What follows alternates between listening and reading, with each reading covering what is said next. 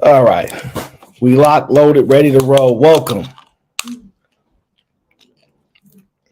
The delays have ended. Welcome to Thursday night, hosted by Eat Man on the Arano Show. We locked, loaded, ready to go. I want to make sure I give a huge shout out to the sponsor of the last show, none other than the GBG leader himself, Grizz. Appreciate you. Gang. Grizz is constantly top supporter and sponsor of the show, so we appreciate you over here. Grizz is part of the gang over here, so shout out to Grizz. Last show, I forget what it was. What did we do last show? Either way, it was turned up, probably got us in a lot of trouble. Hopefully this Thursday will be less trouble, less issues, but you never know what to expect. So shout out to Grizz. I appreciate you, fam. Either man, how you doing, brother? How you feeling? I'm doing good, man. This has been an eventful day. I started thinking that I didn't have a lot on my plate, and I've been doing some research for the last 3 hours. So there's definitely something interesting. Oh, that emotional intelligence was that last hit. Yeah. Hey, Kazi. Yeah, Kazi's one of my favorites in this space. I don't like shows if Kazi not there, to be honest with you. She's one of the most balanced people here. But I must say this. That emotional intelligence show went crazy. It started out calm, cool, collective, turned up, and then we got it back on track. You sure know how to navigate these YouTube streets. I got to give it to you. Yeah, it was pretty fun, man. I think I was just tired of people talking about things that really can't be quantified. And I know people think that emotional intelligence can't, but it's funny. When me and Aaron talked about it, everybody wanted to talk about it. So it sounds like we need to talk about a little bit more emotional intelligence. But we ain't gonna talk about that tonight. Listen, my goal has always been, if anybody has ever watched me, is to start the conversation.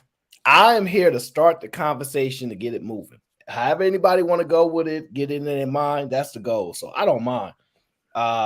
But it's been quite a show. Shout out to Grizz. I must acknowledge JJ Carver said, got the 20 foot of water gang. That's effective. Appreciate you, JJ, because JJ had to leave last show because he had to go to the gym.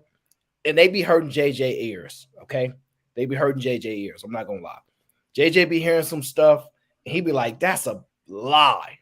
JJ be researching it while we talking, by the way. He Google like, they lying. So shout out to JJ. He also said it's to get an alarm because he think I was late. But honestly, we weren't actually late. We had some last second things that we had to get together. Because mind you, either man's in a whole nother state, and I'm in a whole nother state. So it ain't as simple as it sounds, and we don't have an open and close shop. You know what I mean? We just don't turn the little thing around that says open and close. It don't really work that way. So please forgive us. Okay. Please forgive us. But JJ, I appreciate you for being the sponsor of the show. As always, JJ always holding me down. Well, since I'm so emotional intelligent, I'm gonna take responsibility that it was my fault. It wasn't on Aaron. So you guys can blame me because my emotional intelligence is so high that we understand that I was so emotional at the time that I just couldn't start the show on time. So you definitely blame me. I take that. They was gonna blame you anyway. They was gonna blame you anyway. See, I was just trying to shed the light. But if you want to just fall down the mountain by yourself, no need for both of us to get broken arms and limbs. You can go ahead and fall by yourself. Don't need me to take me with you. No need. Shout out to Granville, my brother. Shout out to Gville. I will say this. B Rose is causing trouble in the chat already. Just want to let y'all know, if y'all have any issues with anything, take it up with Either Man Williams. He is the host. He is the problem. He is the starter. I am the supporter. It's what I do best. I like to support everybody, especially people that support me. And so if B Rose want problems with Either Man, that's between y'all. Well, I just say like this. I say, don't be a chat warrior. We'll drop the link. B Rose, we'll drop the link. You can come up here with us because we would like to know how you feel about this money, because I think you value money more than you value true love. But if you want to, come on up here so we can have a conversation. I think B Rose is a hopeless romantic, to be honest with you. I don't really see her as somebody that like really care about money like that. I think she's more of a hopeless romantic. Like she'd rather love than anything. That's just my opinion. I think you're wrong. I think you're so wrong. I think you're so wrong that you don't even know that you're wrong. That's how bad you're wrong in this talk. And That's B possible. Rose, if I'm wrong, let me know. Tell me if you want the lead, because right now I think Aaron is totally off. Aaron have no clue who you is, B Rose. Because I bet my money that B Rose ain't gonna be with no broke dude. I bet my money that Prince Charming can come around. Listen, tell my brother Kojak, once that settlement money come in, Kojak, I got you. We just waiting on the settlement money. I'm telling you, you wrong about B Rose. I'm telling you, she's a lover. She don't care about that money the way you think she do. I'm trying to tell you. I'm just letting you know. I think all women to a certain degree cares about money. I hear them all the time saying money don't matter. And then guess what? They actions show something totally different. Because if money didn't matter, building with a man would not be such a hard concept for them to comprehend. But I got to build with him. You telling me I got to get it out the mud with him? I'm just saying. I just think that a lot of these women might value money way more than they value love, hands down. I'm just gonna say this, y'all. Either man is also working on a timer. Okay, before the show, we was discussing a timer. So hopefully by next show, he gonna have this specialized time where he tell you to be quiet. He gonna give you a certain amount of seconds, and then you got to stop talking on Either Man show. So we gonna see how they go. We got to put that together. I believe in free spirits and free speech, but Either Man believe in orderly fashion. So it's that military background. So yeah, just in the future, I think what it is I was thinking about this because I don't want to start a person off with a timer. I think you just should be able to gauge in regular conversation. And then once you start getting long-winded, you're going to see a timer pop up. And it's going to tell you got about 15 to 30 seconds to finish making your point before we go to the next person. What I want to do is I want to just stop people from getting long-winded. One thing I like about with me and Aaron is just up here, neither one of us get long-winded. We make our points and we move on. Yeah, I mean, I'm a quick hitter. I bing, bing, bing, knockout punch, because I know the people don't want to hear no long-winded 3 hours later. I gotta play the SpongeBob little insert. They don't want to see me do that. They don't want to see me do that. Trust me, not at all. But how'd you want to run the show? Did you want me to drop the link? Did you want to give specific people access first, or I don't know? I don't even know who's here right now. So it's a little bit of everybody look like in the chat. What I say is let's drop the link early, right? But the link that we drop early is going to be from ladies and ladies only, right?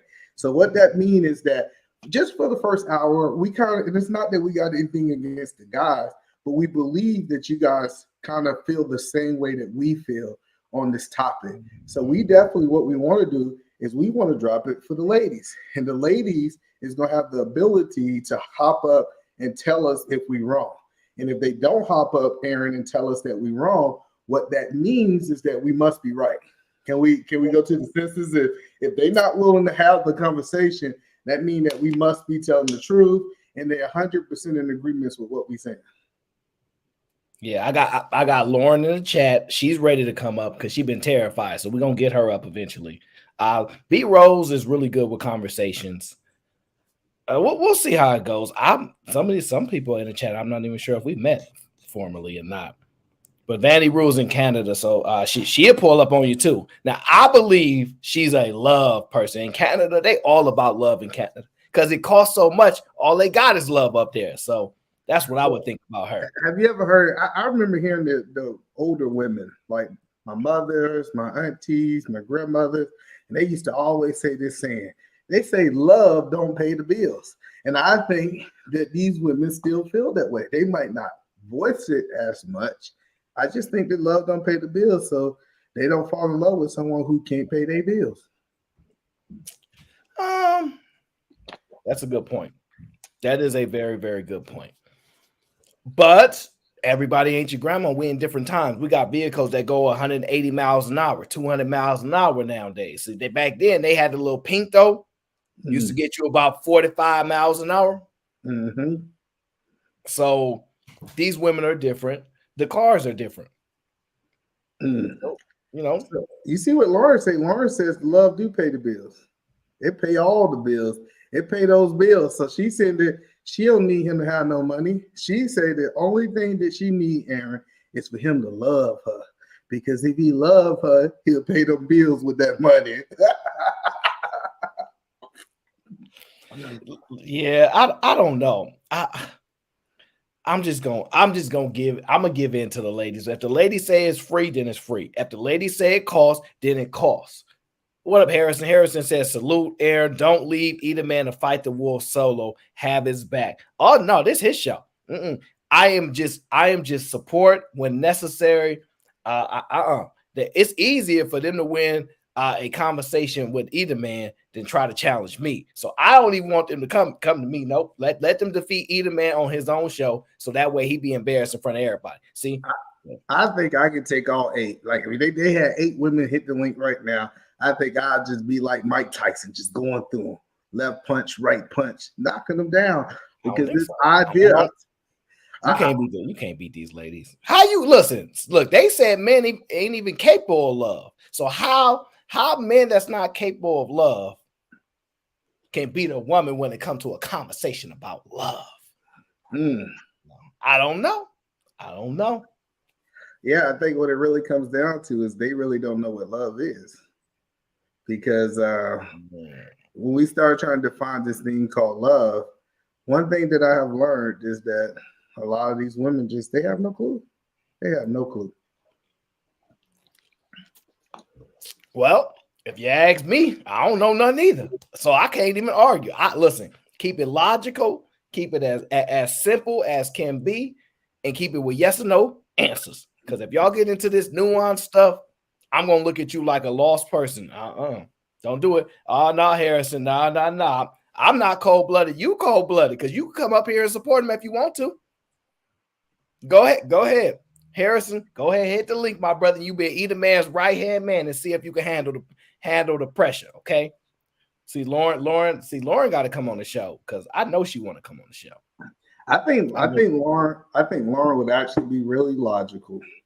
I think she's gonna say that, you know what, that man not that important to me if he broke. He's more important to me if he have a lot of money. I just think that's what I do not think Lauren would say that. Oh my gosh, you try.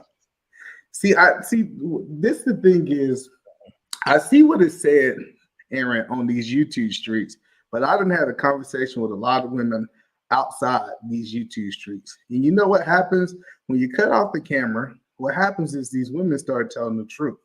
And what they tell you is money is more important to them. This idea, like they say, they can fall in love later.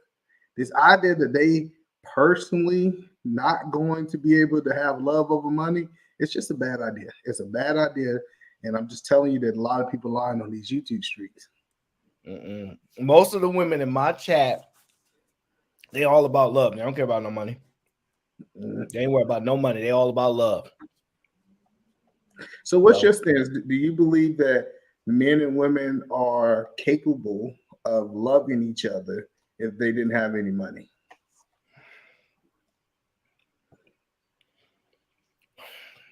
Well, let me just say this. I think it's capable. Possible, plausible, probable are different arguments. But yeah, I think you can be broke. But the question is that true love when you broke?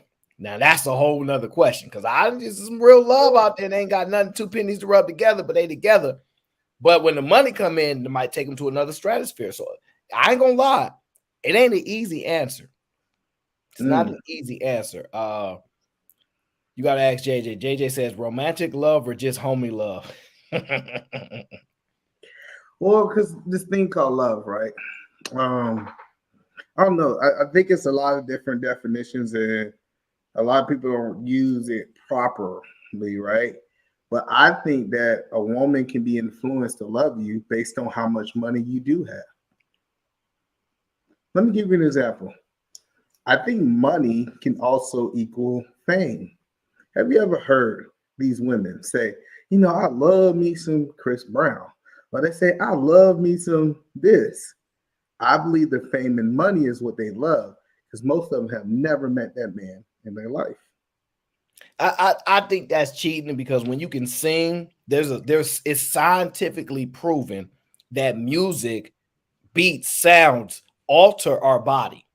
So it's scientifically proven. So I don't think that count because if they listening to his vocals and his ability to serenade, I don't think that count because I don't even think those women, I don't even think they're making their assessment outside of the excitement that comes out of that. I don't think they speaking from the love part. I just think they get excited.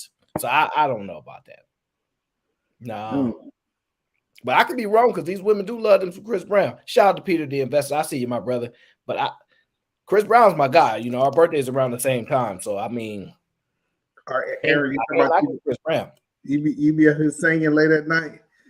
You be like, my mind's telling me no. You be shaking late at night when you be singing to these women. No, I don't really. I'm not a good singer. No, I'm not a good singer at all. I hum though. You know, black people can hum their way to the gold medals. So you know what I mean, we get to humming and we're just stand on rhythm and we could do all that. But when you start to get to vocalize, nah, not me. So you tell me you be doing those Negro spirituals. Of me. Look, you gotta know your limits. You gotta know your limits. See, that's the problem with some of y'all. Y'all don't know y'all limits. I know my limits. So yeah, so I think it's easier to love with more money that you got. I know that sounds a lot crazy to some people, but it gives you the ability to have a level of security. Now, so I do. Let me state this right here. You can get two homeless people. Can we argue that they don't love each other? Or do they do love each other? Right? That's a hard thing to argue, right? But what I'm saying is that we take the majority of the population. I will argue the point. I will argue the point that a lot of people actually add money into the idea of is it worth it or not. Hey, Blue Dream. No. You don't talk to Blue Dream. I talk to Blue Dream. Don't do that again. Don't do that again. I seen Blue Dream. She was looking. I didn't know she was looking at me or you. So I want to speak to her. Nah. She don't do that. Don't leave the man. Don't you start your Thursdays off like that. I'm trying to warn you. Don't do that. Don't do that. So I said, so I do got a question. Hey, B Love. I can speak to B Love. Is B Love? She good? She good? B Love my people, but she ain't came on the show in a long time, so I'm still mad at her. But go ahead. So B Love, I got a question for you, B Love. Right? Do you believe that the amount of money that a man has equals to him being able to get more love or less love? I truthfully and honestly want to know, because I don't think if you take the same person and you add money to him, that a woman would say that her love don't change. I think that money do contribute to love. And if I'm wrong, I think somebody should hit the link so we can have the conversation. My brother Dragonfly Jones in the chat going crazy, talking about me and Breezy act the same around women. First of all, Chris Brown charged like $1,500 a photo. I ain't never gonna be on that level. Don't ever disrespect Chris Brown like that ever again. Plus, he got the light skin for the complexion and all that good stuff. So no, that won't work. That will not work at all. So I believe a lot of people, the reason they get divorced is not because the love is gone, it's because they ain't got enough money. They get divorced because the men cheat. Nah, that's proven that's not why they're leaving. I think it's why a lot of the marriages last 4 to 5 years. It's the men cheating. I think you're wrong on this one. The reason I think you're wrong is because I think women are forgiving the men. I've heard men, a lot of married men say, hey, he was a fool. He did some crazy stuff. And they talk about how they woman forgave him. Nah, listen, these women have a difficult time of forgetting. Trust me. We talking about completely different. If we were grandma and them and grandma and them, yes, I would agree. But these women now, not their husband. Nah, not their husband. You should have cheated when we were his boyfriend and girlfriend. Don't cheat as my husband. Nah, so no. Most of the time they say it's financial hardship because it's easier just to select that as the option, but no. It's because these guys be cheating. That's what be happening. I disagree with you, my friend. I think you're 100% wrong. But let me ask you a question, right? Hold on, let me a second. Let's see if I can. Let me see, because maybe you call this true love, right? You said that this is the true love, right? Let's play this video real quick. Ooh, CC's here. First of all, you play your own. Go ahead and play your video if you want. I don't know if you know how to play it, but go ahead and try. You just got to be careful with copyrighted music if it has it in the when background. I first moved here, bro, the shit. I got you. Hold on 1 second. I got you. Give me 1 second, real quick.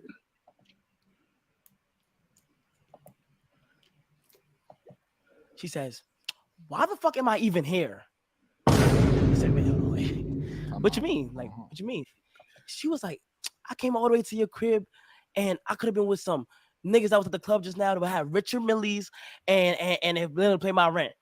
I said, "Yo, if you want to go, like you can go." So that was an alley-oop for me to pay her rent. How long do y'all know each other? Bro, I think that these women value getting their rent paid more than they value some dude loving them. But can't she love me and get somebody else to pay our rent? I think women can do that. I think I can get a woman in the chat. I don't know which one of these lovely women in the chat. If we was together and she said, "Look, I got this guy. He gonna pay our rent." I think, but I love you and I don't love him. I believe her. I believe her. I believe it 100%. So I don't know. That don't disprove nothing. Try again. So no. So you saying I like where you went with that. So you saying that she would be with you, the Pookie. I guess that's what we call it in this space, right? She will be with the Pookie and truly in her heart love him, but she'll get another dude to pay her rent. Oh, Breezy's here. What up, Breezy? Yeah, women have done that. Yes. Women have spent men's. Listen, women will say, "Hey, can you give me some food?" and then take that food and bring it back to her man, and they be eating Chick-fil-A together. So you think what you're saying? I want to make sure I hear you right. A dude's about to come and pay her rent faithfully without getting cheats. No, I mean it kind of just depends. Some women can kind of manipulate the game where they ain't got to get the cheeks up. They might have to do like other stuff and fun stuff, but they might ain't got to go that far. But they have milked it for a long time. It just depends. Every woman got different skills. I just think they value their rent where they stay at. I think they value that over love. I think love for most women nowadays is not the top of the. It's not the top of the pendulum. We start using some words that you could talk pendulum about. Yeah, I'm gonna help you with that southern accent. I took away a syllable for a reason. You just added the syllable back. Yeah, I get it. I 100% get it. See, my girl Love C is in the chat. She's all about love. It's in her name. So sorry, whether they was broke, whether they rich together or broke together, Love C gonna have your back. So you nope. I don't believe it. She disproved your point in general. Sure, the rent it's cool if it's paid. If not, we get a tent and we get six more tents and we're gonna make it work. So Love C, what do you value? His paycheck or his love? Which one do you think is more important to you in the functioning? Her name is Love C. How you gonna ask that question? It's literally her name. We can't call people by their first name. We gotta do first and last. It's literally her name. CC says that marriage it's not about love, it's about duty. And your duty comes with the amount of money that you make. Man, I'm gonna be honest with you. This stuff, man. I'm gonna be honest with you. The back and forth about duty, love, business, all the different confliction. Is that Gabe? Shout out to Gabe.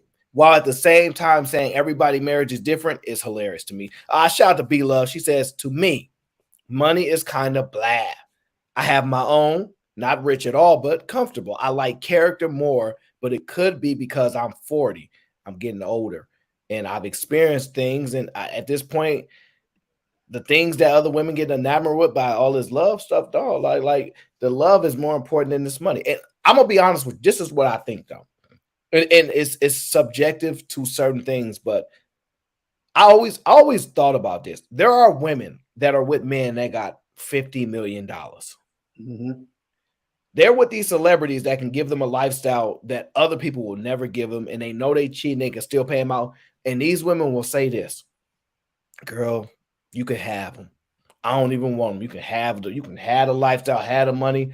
I don't even want it. When women are saying that so consistently, it just makes me believe that it just can't, the money ain't enough for them. So It ain't enough. They need something else. And that's just from just all the women that I keep saying walking away from these men with money and saying, girl, y'all, you can have them. So I've seen it consistently. Shout out to Breezy. I'm gonna get Breezy back on the show too. Not all money, but love ain't gonna pay the rent. She should just say what you just wanted her to say. Now Breezy can't come up here because she's gonna be on your side now. I need Breezy to come on, Breezy. Tell Eric why he's wrong. Because I'm telling you, if women was just Breezy ain't never win against me. Listen, I don't believe you. But think about it like this, Eric, right? Chris Brown made a whole song about this. He said, when a rich nigga wanna and your man can't do nothing for you, these hoes ain't loyal. Like Chris Brown made millions of dollars off this song right here because he understood that women are more loyal to people with money than the love. So, okay. So you said loyalty comes with a price, and to a certain degree with a monetary price. Mm-hmm. I think people who have money typically have more loyalty than people who don't have money. I don't believe that. I actually think money causes more confusion than ever. It's like there's no way you can be sure that the loyalty is there when you have so much money. I think it causes more issues than not. When the loyalty is clear when you have no money. But like I said, it can get a little subjective there. But so let me ask you this question: if you had people that was loyal to you when you had money, then you lost all the money, do you believe that their loyalty cost something?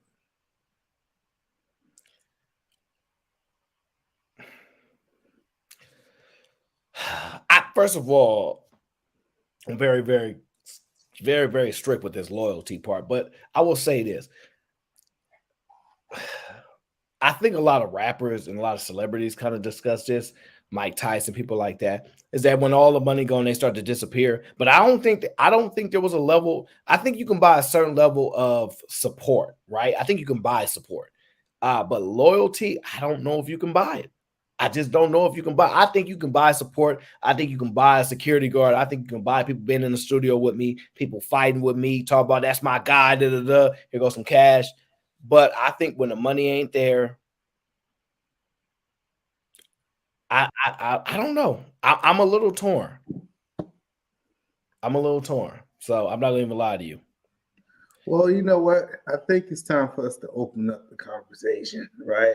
Because I believe that you could buy loyalty. I know that sounds crazy because guess what? A rich dude get locked up. You know who's gonna be loyal to him? Who's gonna be loyal to him is the gang gonna be loyal to the rich man. Like this idea that you can't buy loyalty, I think is crazy to me.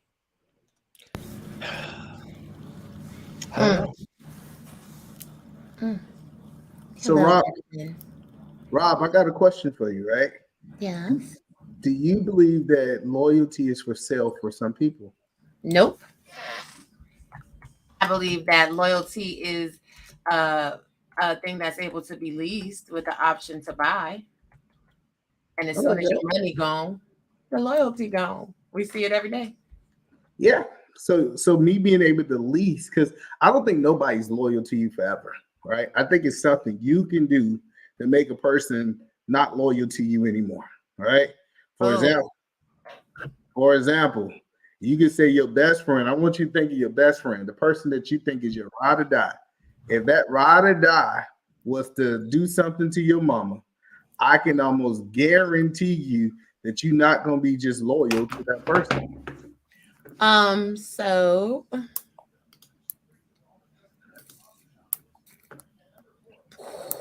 I think that your ride or die can do something that's wrong, and you can chastise them and call them to task on what they've done wrong, and the loyalty still remains.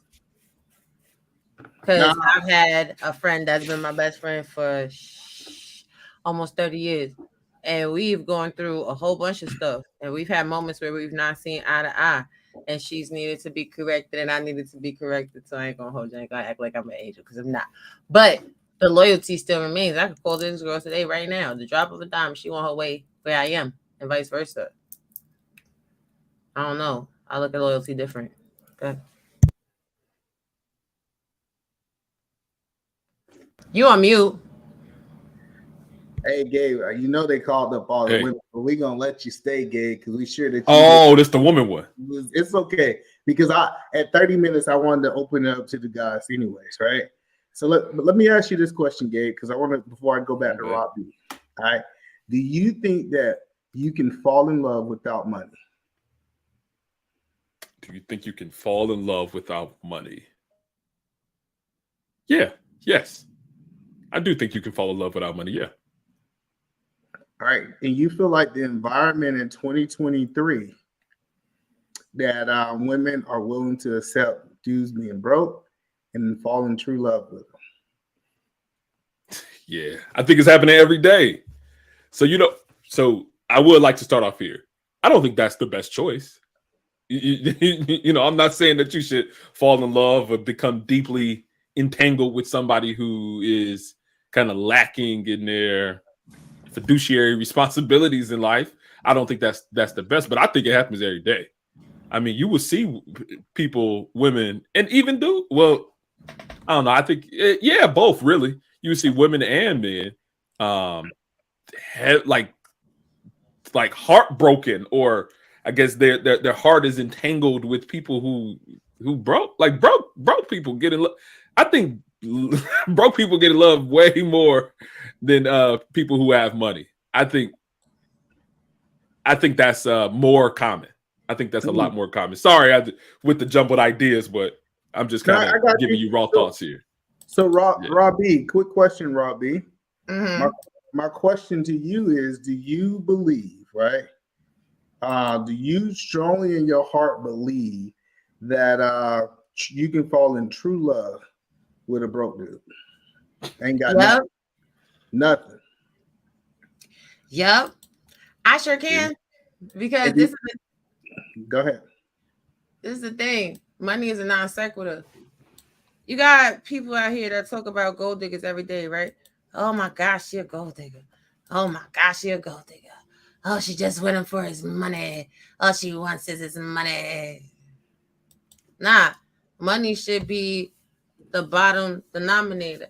It's really dating in your pool. If you don't have a whole bunch of money, how dare you have a demand that somebody else have a whole bunch of money? Mm-hmm.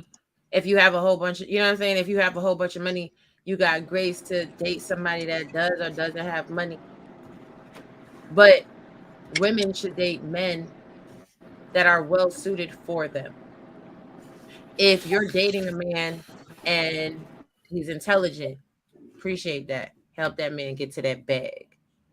If you dating a man and he's handy and he don't got it, but you see it in him, help that man get to that bag. It doesn't even matter what a man got going on.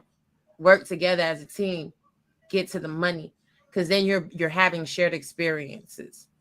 But isn't helping that man get to that bag a lot of what a lot of women complain about though? Like, but you know what? Let's talk about that struggle love. Listen, like that's that struggle love. That's not necessarily struggle love. It depends on how you look at it. If I date you and your ideology is completely in opposition to me, but I'm just dealing with you because you look good and you know what I'm saying, you maybe have a big eggplant or something like that, but we're not in alignment in characteristics, ideology, and process, that's going to be struggle love. It's going to be struggle love if you rich. It's going to be struggle love if you poor. If you got to help a man get to a bag, that's already starting off on a bad foot. What? Exactly. If a woman is helping a man get to a bag, you ain't starting off wrong. Tell me, Gabe. He's serious. I'm crazy. I'm Gabe. Wait, Gabe. I'm sorry, I don't mean to blow it up. My bad. I'm just helping a man get a job or helping a man get a lot of money? She said a bag, so I'm thinking about like thinking that, hey, he's not in the right position financially. and she got to help him get to another means point. that he probably ain't. It means he got a job. He make $25K a year like me. I make 22, right? And I get with a chick. Let's just say Raw B, and she go, you know what? We can do this. I'm like, I ain't even thinking about all that. No, that's wrong. That's an assist. No, that's an assist. No, Gabe is saying. All right, I'm confused. I don't know what. Go ahead. I'm lost. Let me tell you what Gabe is saying. I'm convinced at this point. If I say blue, whoever is up here is going to say green. If I say water, whoever's up here is going to say sand. It ain't that. It ain't that. Right, awesome. Like we can have difference of opinion. I'm not trying to disagree with this. He said you supposed to have the bag way before the woman actually come into the picture. This idea that I need a woman to get money is a bad argument. Yes. Yes. Listen, come on, talk to him, Gabe. Gabe is saying, it's a statistical fact. Women up here because you wanted to hear from women. Because if it's just I go on mute. I go on mute. That they be talking and then complaining that they can't get women to sustain them and love them, irregardless to what they have going on. I could go take a nap. I'm gonna go on mute. See, we don't need no love. We just need you to respect us. If nobody's respecting you if they don't love you, let's be very clear. It's not the same. Why? No, it's not the same for you as a man. I'm telling you, as a woman is not going to respect you if she doesn't love you. That's bullshit. But go ahead. Okay. I just want to reiterate this is Eat a Man show. He hosted, and he got the authority and power to kick you and drop you. So listen, ain't got nothing to do with me. Just let y'all know. All right. So what are the language restrictions? What? What are the language restrictions? Like what words y'all don't like for your stream? For respect? No, I'm talking about as far as the stream. I'm sorry, I didn't understand what you said. Your audio is really trash. So what we want to do, we want to make sure that Aaron make as much money as he possibly can over here on the Aaron. So don't cuss. You can make your point without cussing somebody out. All you gotta do is be able to use those extra words with those extra syllables that I normally don't use. You can be able to articulate yourself the right way to be able to make those different statements. That's all we ask. Yeah, I can pontificate. Yeah, I can definitely do that. Lord Jesus, I'm gonna go ahead and step down. When some women come up here, I'm gonna come back. Cause do you feel attacked? Like I don't feel attacked, but I don't feel. Let's chat then. Let's chat. Let's what they say. Let's build. Here. Just how about this? You said I can't do that. I can't help you get to the bag. It's okay. We'll go on mute. We'll let Gabe and Rob B have a conversation because I'm curious to see the different mindset between these two. So I'm gonna go on the mute. Go ahead, Rob B. What do you guys say to Gabe saying that he don't need you? You're just a luxury to his life. Mm-hmm. Well, Jesus Christ, pass the peas and the potatoes. If any man ever says to you that he don't need you and you just a luxury, tell him thank you for his honesty.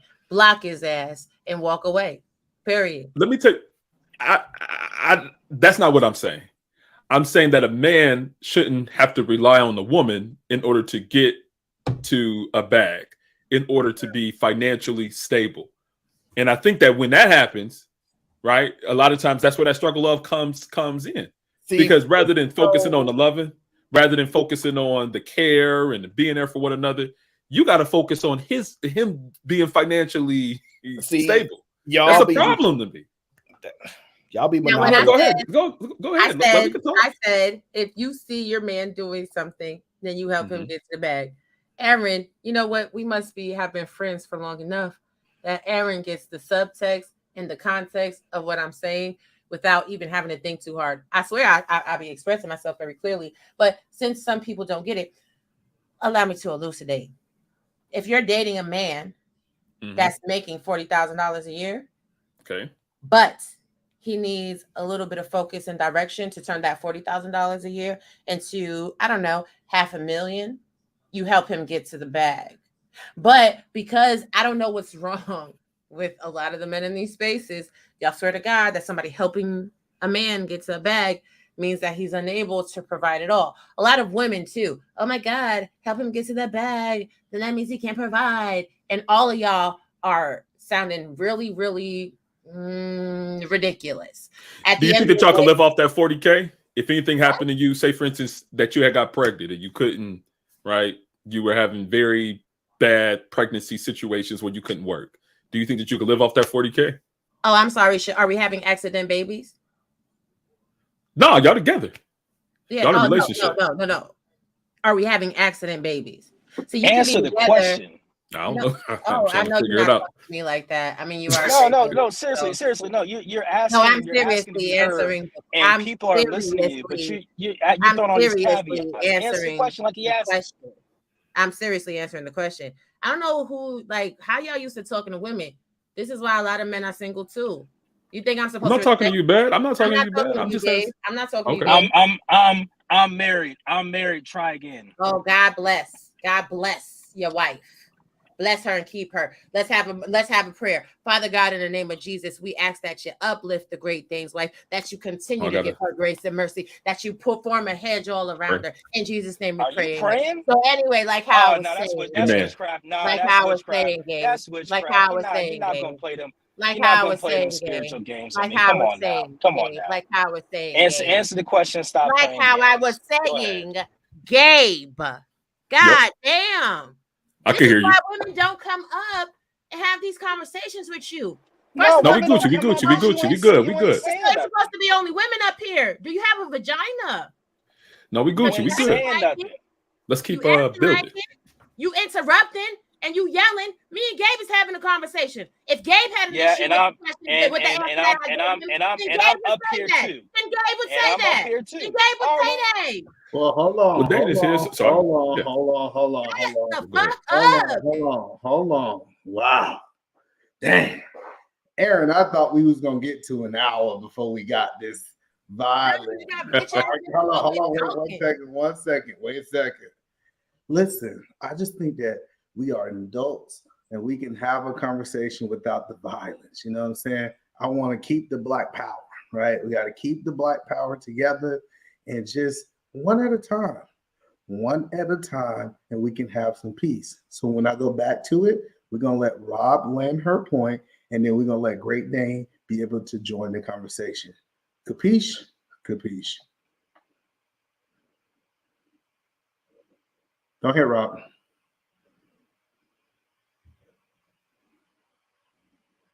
There we go. To answer your question, Gabe, nobody should be having children unless they're planning for children.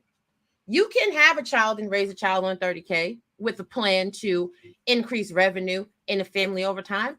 Children don't really cost that much during the first couple of years, especially if you're breastfeeding. But at the end of the day, people don't plan their children. They just have oops babies. Regardless of if you're in a relationship, if you're in a marriage, if you just meet somebody at a club, if you having sex and then all of a sudden, oh shit, guess what, babe? I'm pregnant. That's not how any of that works, Jake. And I'm big on planning, and I'll just say this: I'm moving right over the big. Hold on one second. Was okay. So I do want to give Great Dane the chance to respond and to ask the question if he like. So based off her response, I feel like she answered the question in her own way. How do you feel about that, the Great Dane? I mean, there's nothing wrong with what she's saying, but that's not. I don't see how that's number one. I don't see how that she's not answering this question. And then two, I don't play that we use Jesus in lieu of witchcraft BS. Oh my God! Listen, Emmanuel, I'm gonna let you have the conversation with the women that are. No, Robbie, I wanted to okay. I was gonna respond to her. No. You ain't got to respond. Yeah. Look, man. This is what I don't know anything about her, but just by hearing that, I mean, I've heard her before, kind of, but just by that little exchange, man. This is the deal. She wasn't saying nothing. Most of these chicks don't be saying nothing, which is why what they want to do is gang up on you, and then they'll start adding extra information and try to dilute the conversation. So they'll be like, well, X, Y, and Z, this, that, and the third, and they'll bring up all this stuff that sounds good, but it's not relevant. It's called clouding the issue. So let me ask you this question, the Great Dane. Do you believe that a woman can truly fall in love with a broke man, and could they sustain that love over long term without money? Okay, so to answer the first part, do I believe a woman can fall in love with a broke man? Yes. That's who they have. That's who most of these women are having kids with, broke men. And then, do you believe that they can sustain that love over a long period of time? No, because most of these chicks don't want to be married. So you say that the women don't want love. So when we talk about love, do you think that these women want the love, or you think they don't? Do they? Let me ask a different question. Do they value love above money, or do you think money is more important than love? They value, I don't think they value love. I do think they value money. I believe instead of love, you should replace that with, what y'all say, eggplant? Black women especially value sexual sex or a man's sexual ability over his money, which is why you'll see them have kids with these types of dudes. So hold on. So your argument is that they value sex more than money.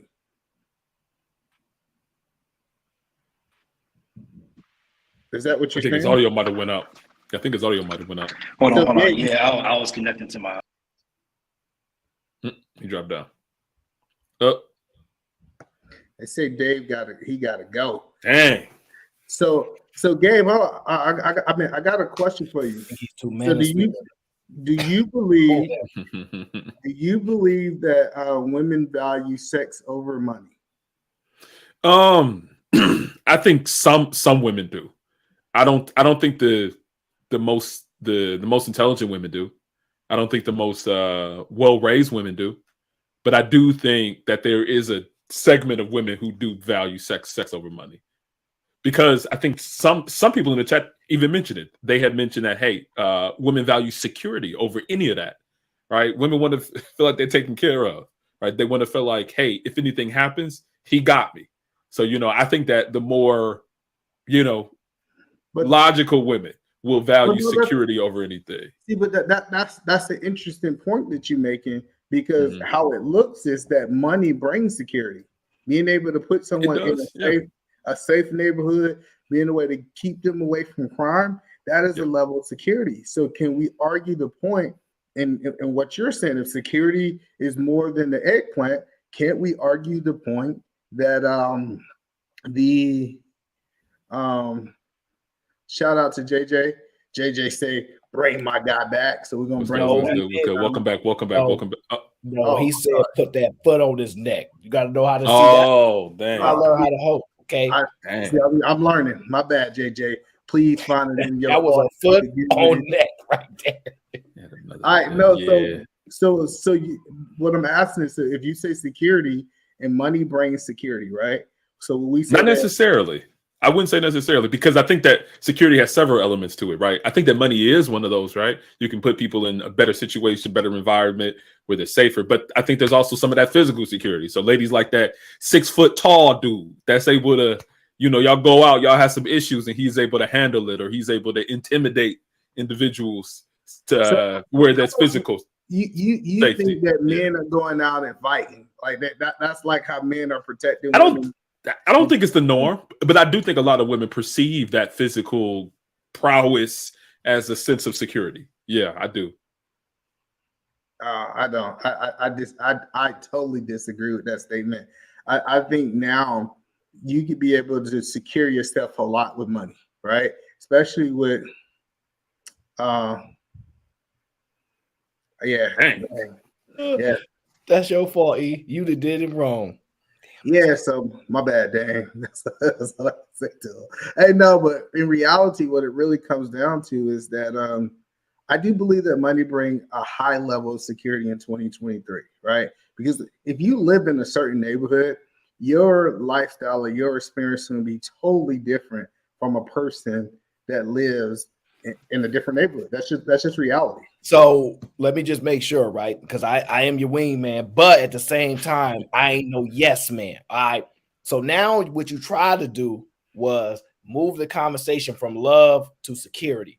Are you making an indication that love and security are one and the same? No. So what happened was, we was talking about Dane threw an alley wrench in the conversation.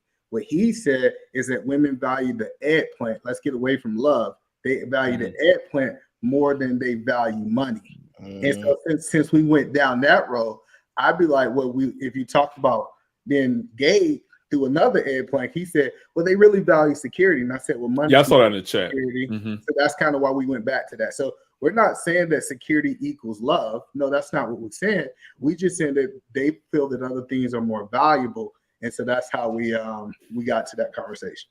So I need my wingman to pay attention. You know what I'm saying? Because I don't know how you missed all that. It's a progression. I'm of thought. I just took an opportunity to see if that's what you was gonna lean into, because you almost leaned into it. No, I ain't leaning to it. I'm better than that, man. I've been drinking water lately, so I ain't gonna take. Now you think you part of the water gang? Okay, I see what's going on. I've been part of the water gang for a long time. So I want to bring up. You know Jackson? Or the game. Jackson, I am not familiar with him, but he is. No, that's not how you do it. E. You got to listen. Hit that brand button. Let me teach you how to do it. There's a brand button to your right. Okay. What you do is you go all the way to the top. It says the option of overlay. What you do is you place an overlay on the screen like so, and then you can just press the add to the screen, and then you can hear him speak. Jackson, who are you? Yo, what's up? We don't know you. Who are you? You know who I am. I was just up here. Y'all dropped me down. This is a different account. Yeah, okay. Oh, that's great game. Yeah, he tried to sneak through the backed up. Not nice try. Yeah, she got to be a little bit more wiser than that. Great day. You still have to wait. But hold on. No, check this out. Guess what happens? The one and only Rob B said she came back from the smoke. She ain't gonna be able to do it. And then I got Miss V. Hey, Miss V, how you doing? Hey, Gabe, you gotta go, man. Hello. Good evening. How you doing, man? Hi, Aaron. Gabe. Sorry, y'all said y'all wanted women on the panel. So somebody has to be an avenger, because damn it, if men can't come up here when you request women to come up here and have, decent conversation, y'all got to go. So hey, B, I got to derail the damn show. I hear you, Robbie. Real quick, either man. B Love says, define love. Doesn't it overlook stuff? I'm just saying. And Anton Valley sits a $10 super chat. Shout out to you. Gabe says, I'm bike. Like, what you mean? Like, what you? I thought we was. Yeah, I think. Hold on, let me say this. Gabe said this. Hold on, Gabe. Before you get, but Gabe said he been talking this money talk all night. You ain't gonna disrespect him with no 20 ball. I just want to say that real quick. So that's what my guy Gabe said. Go ahead. We'll get back to it. But hold on, before we get into the argument, I do want to ask Ms. V, because I like to know where everybody's standing at first before we get into the argument. So, Ms. V, my question is, dang, Gabe. All right, cool. Rob said bye-bye again. So, hey, Ms. V, do you think it take money for you to truly fall in love? No. All right, so let me paint this picture for you, Ms. V, right? So imagine, I feel like if you can focus on loving the person, imagine the bills are paid, everything is kind of taken care of. You got no other worries. The only thing you have to do is focus on your spouse. Do you truthfully and honestly? I mean, you want to do this? Like, we could do this all night. Gabe said he's. Why can't you just let the women speak? Now, I like you. You're a decent brother, and it's no shade to you. It's not a. Ain't no shade. Listen, keep up. No. Forget that. Keep paying. Let's see when you stop. He's gonna have his I'm not playing keep this on game. Doing that. You just gotta keep doing the 20 bet. You're just gonna keep doing the 20 bet. You're just gonna keep doing the 20 bet. Listen, I might drop a 50 on you. Get you on out of here. Calm down. We talk about money today. Thank you. All right, hold on before we get into it. So do you believe?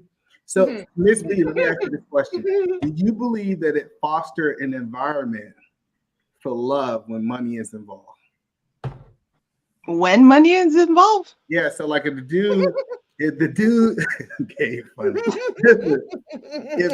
if a dude, he's paying the bills, he's taking everything, you have no worries. The only thing that you're thinking about is truly and honestly focusing on him, and y'all catering to each other. Don't you think that's a better environment to fall in love than y'all worried about how y'all gonna pay y'all light bill?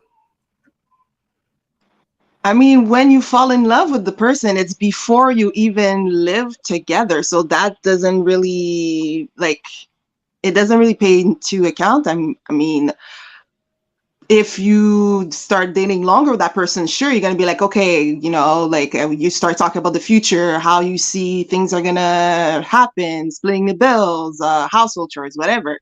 But if you're just first meeting somebody or just dating someone, it's not necessarily that you're going to be right away. Well, you're going to get right into that. I mean, I know for myself, when with my ex, money didn't take into account. We were both students, so it's not as if we were rolling in money. But first of all, wait, let me say something real quick. Go ahead. Gay. Yeah, that's my last one because I ain't about to be going back and forth with a whole chat. So if somebody else get me out of here, I'm out. Just Rob me, so I'm going back and forth. Show your head, Gabe. They was done. No. I'm just letting people know. Letting people know. Once the men start playing, you don't want to play no more. You can start playing. No, it's a whole. Listen, how many people here? It's 141 people. I'm not about to go back and forth with 141 people. See, listen. So you just want to go back and forth. I'm smart with my money. I go back and forth with you because I know I could smoke you out. But I'm talking about 141 people. Don't assume that, Aaron. No. I'm assuming, but like I said, now, see, I was just about to give you your flowers and say you ain't no punk B like your boy Dane, but now you want to start some shit. You do. Peace out then. Like I'm gone. All right, I'll be back. Thank you. We on live. Hey, Gabe, stay in the back. You only got a 50. Oh, Gabe gone. All right, cool. But Miss B, I do want to ask you this question, right? Do you think it's easier to fall in love if the environment is correct because of money?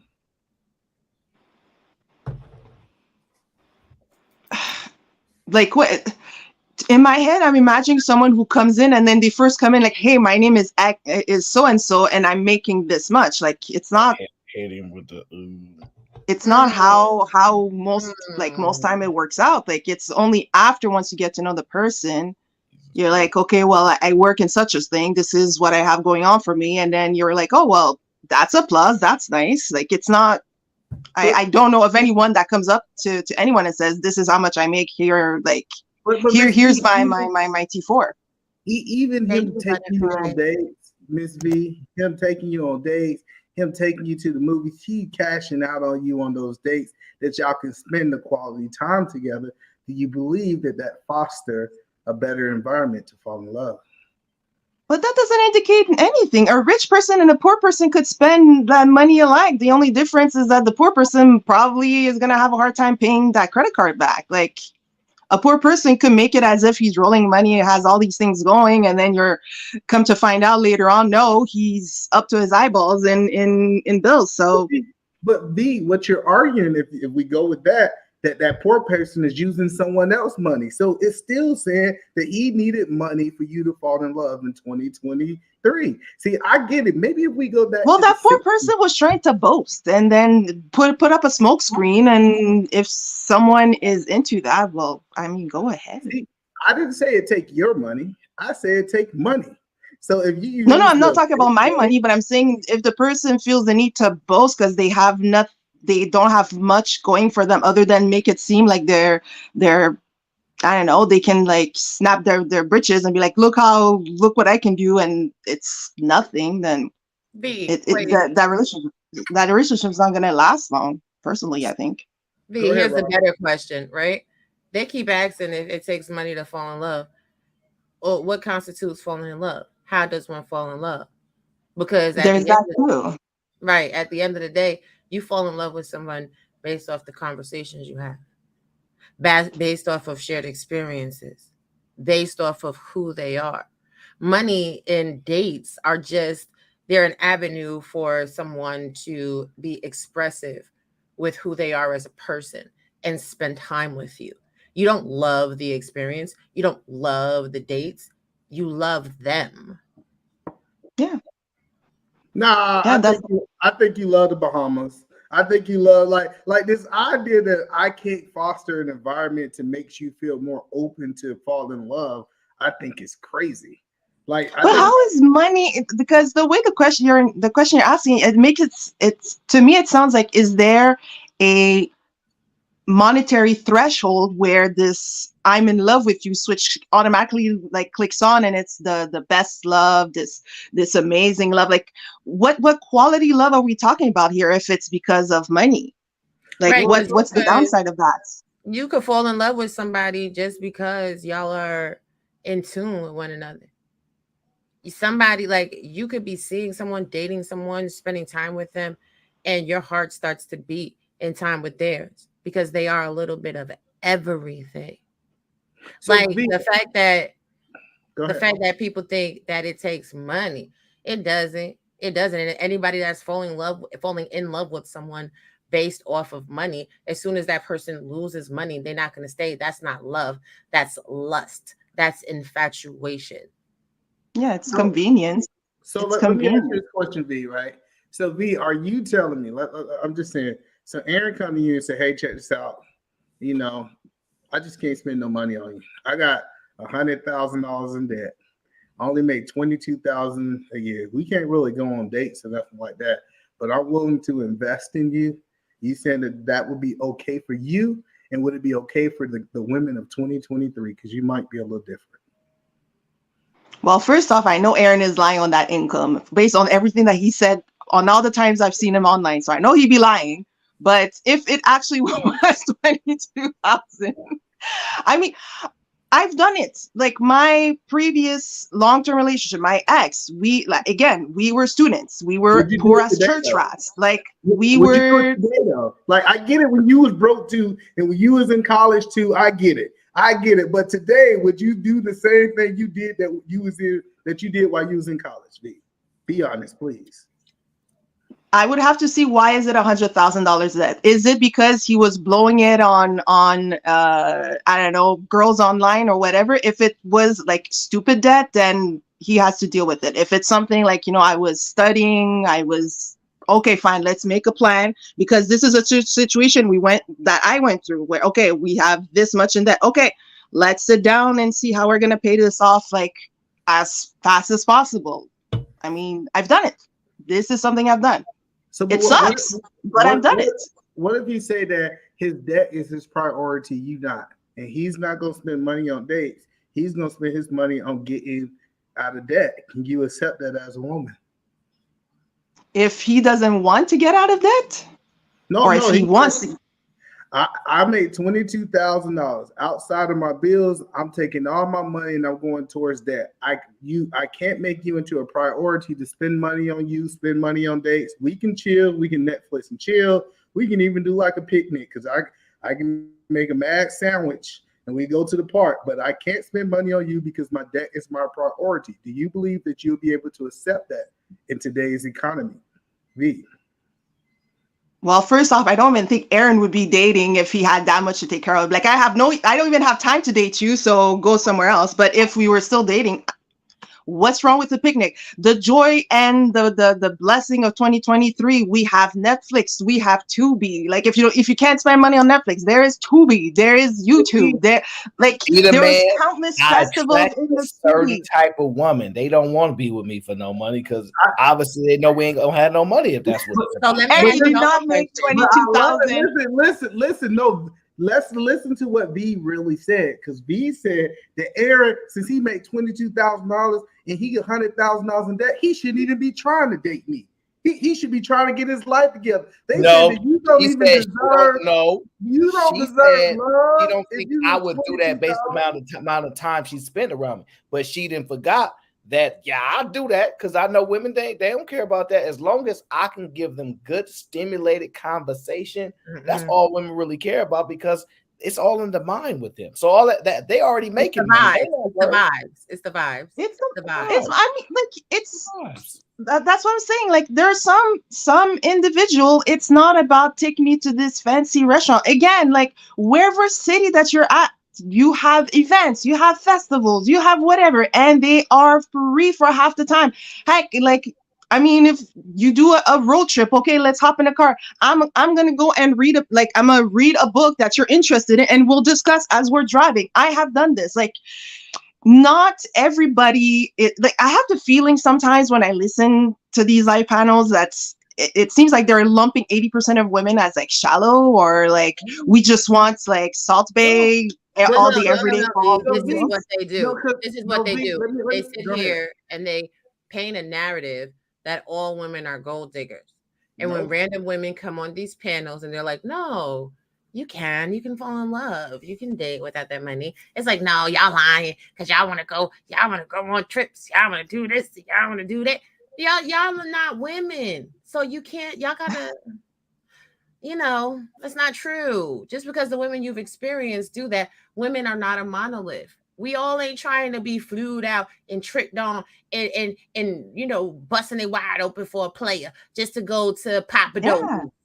Where So you can V, take yourself to Papa Do's. So I want to understand this, V. So why do you feel that you're currently not going after somebody that's making 22,000? Because I believe the guys who's making 22,000, they got enough time for you. They gonna give you everything that you need, V. Why do you feel like you haven't been trying to go after? Because those men just can't get to her. Only reason I can get to her because I got a YouTube channel. those guys like me, we would never be able to even get around her. So that's why, Eda, man, that the guys, we wouldn't have no chance to get around her space. So I created a YouTube channel to give myself opportunity. Other brothers is on that, what's that app called? Tinder. Where she be swiping wrong, whatever it is, and that's what the problem is, brother. That's all it is. These guys can't get around her. That's it. So V, you said that Aaron is right. Aaron is right. He knows. I mind my own business. I stay in my corner and I just watch everybody yelling and fighting and assuming. So yeah. So you said that these men that made $22,000 can get around you, V. You willing to accept one of them if they got a good personality? They probably won't find me. I'm not findable. I stay in my corner. I get it. Let's say hypothetically, you was walking down the street and the guy had a good personality. He was making about 22,000. You feel like you'll give him a shot. You'll give him an honest shot to be able to be your man. Right now in 2023, in my current situation, it would have to be a seriously good personality. 10 years ago, 15 years ago, for sure. But right now, with what I have and the person on top has debts, I don't. If I do end up with that person, that would require a lot of energy and helping and getting rid of debt or whatever else. And I would have to be sure that the person is not just paying me lip service, saying like, yeah, I have these plans and this is gonna happen, and I just need a little. Like, I have less patience for pipe dreams. I need to see concrete actions. So, but no, V. Go ahead, Rob. This is the thing. I just want to know real quick.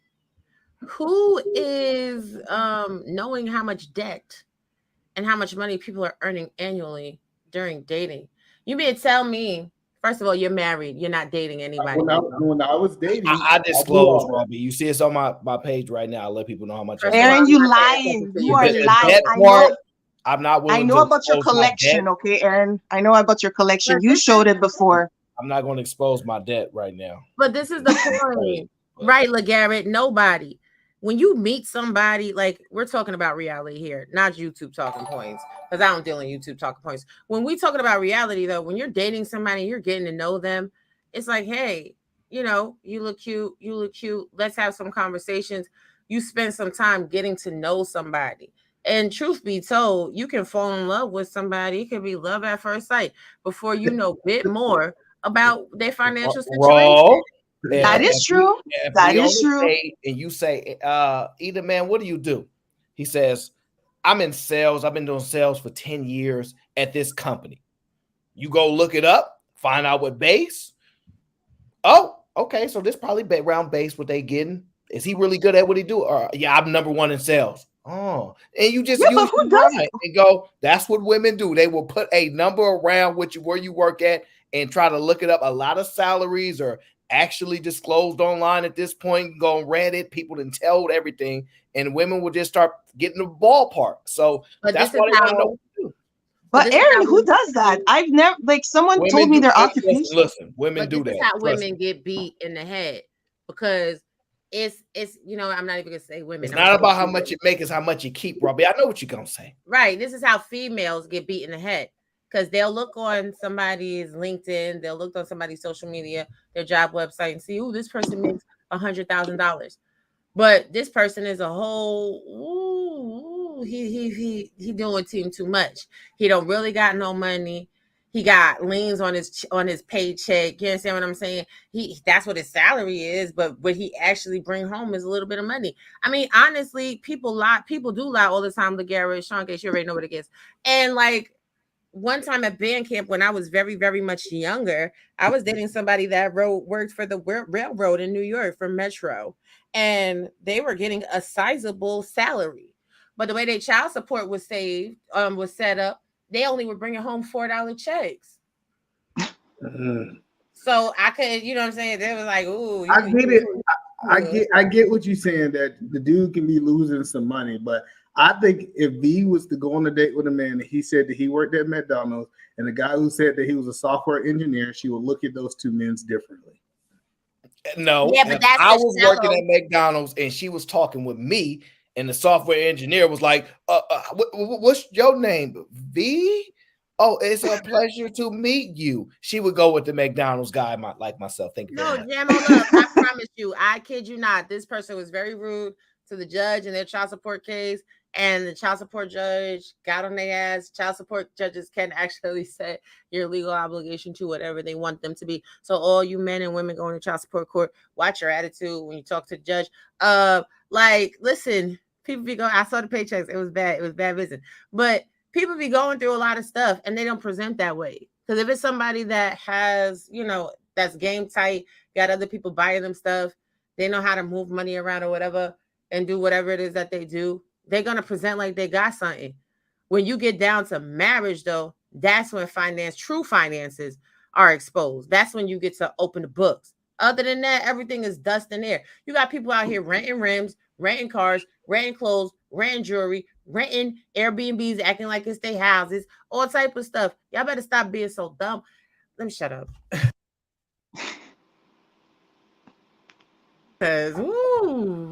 So V, so you saying, I want to understand you, V. Are you saying that, because I think that you are the norm. Like, I know that believe it or not, most men won't believe it, but I believe women like you are the norm. They just don't have access to them, right? So are you feeling that when you're thinking about dating someone, because we keep going to the dating stage, and I'm really talking about love, and I think love comes after the dating stage. Do you truthfully and honestly think that the man money does not matter? Is that a real thing, that the man money and how much money he's making does not matter when it talks about going into a marriage? Well, it does matter.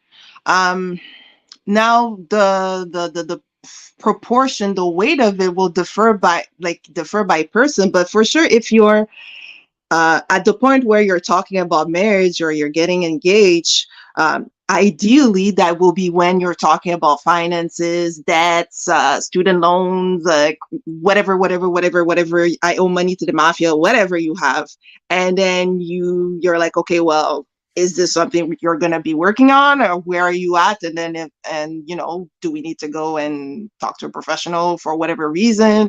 But I believe for a relationship that's long lasting, the money aspect is not it's there, but it's not as big as a deal, because you could have all the money in the world, but if you're fighting 24/7, what's the point of having all the money? Okay, sure, you're crying in bands, but it's miserable.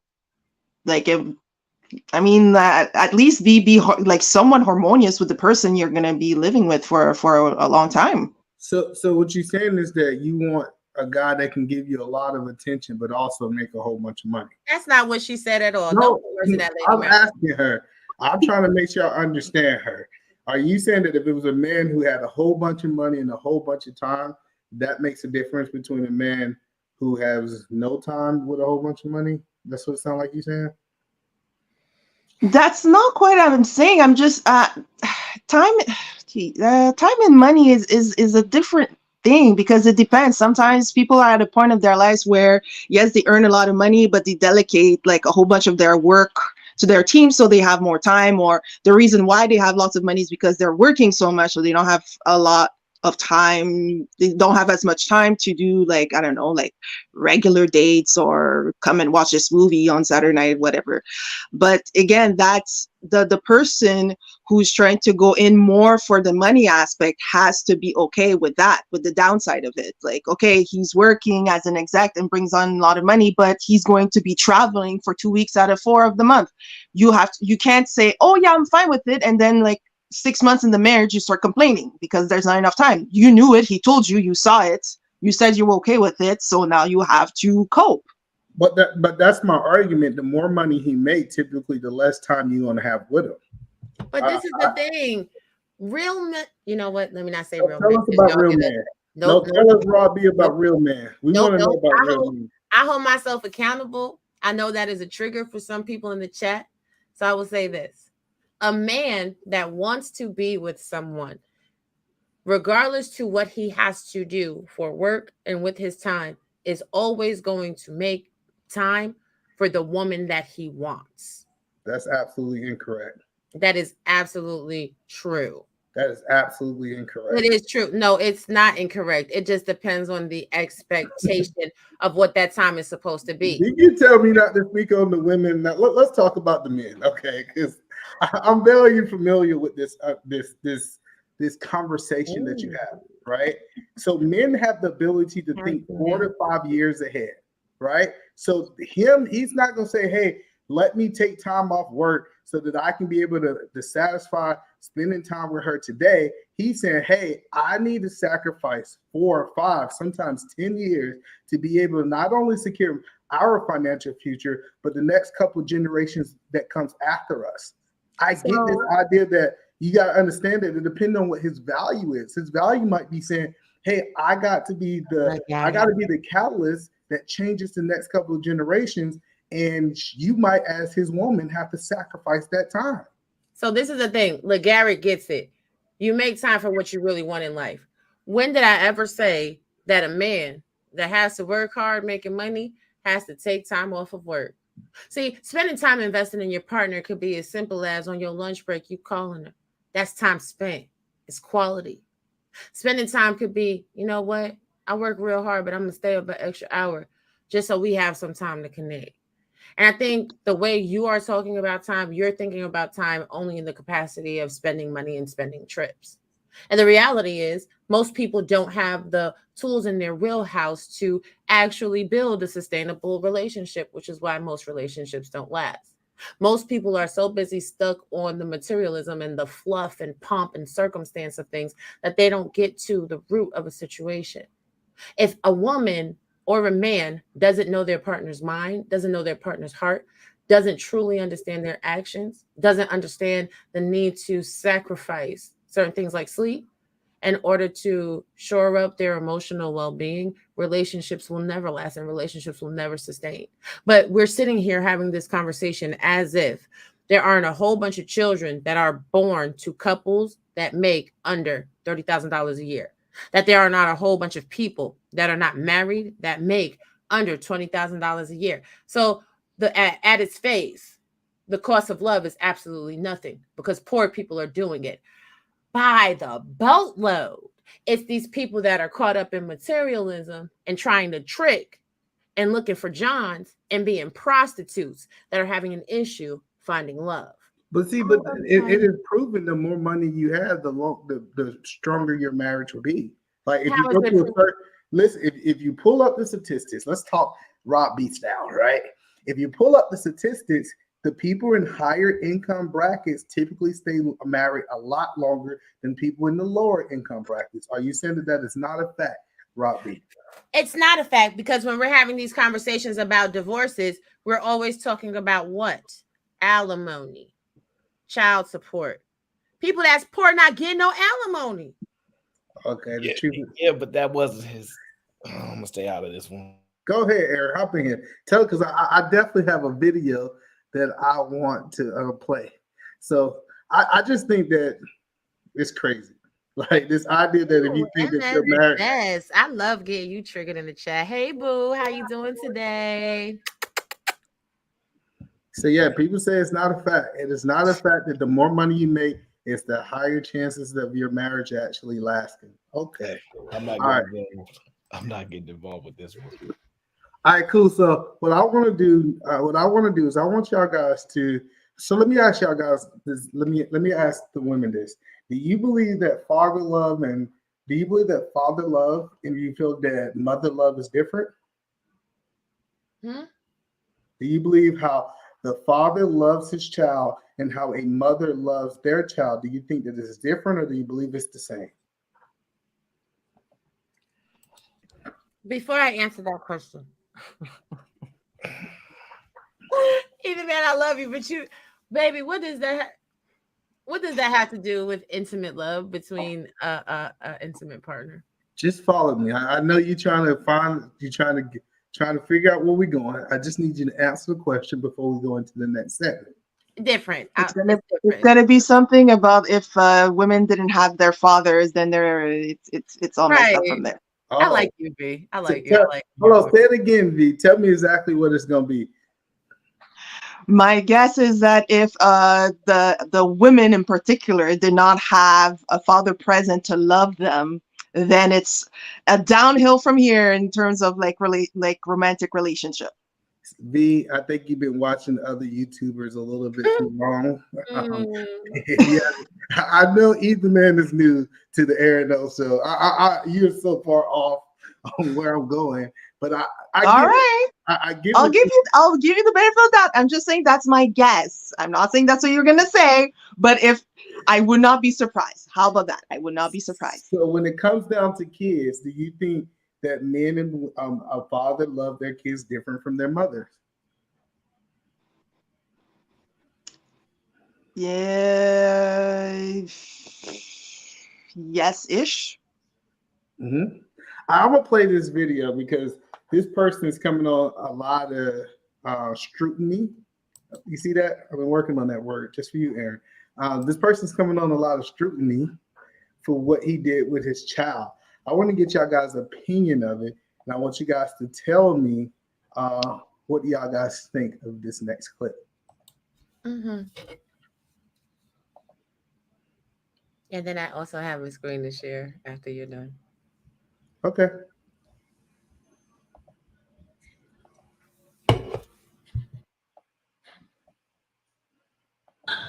Come on. Pick it up. Pick it up. That's it. That's it. I can't. Let's go. It's too hard. Let's go. It's too hard. Okay. Can't even go hard on the last six.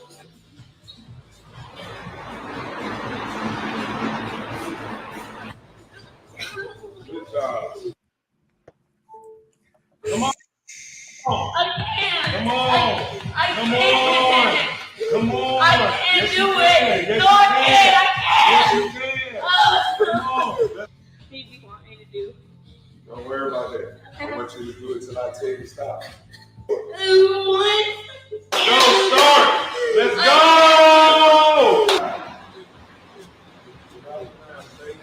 Come on. Come on. Pick it up. Pick it up. That's it.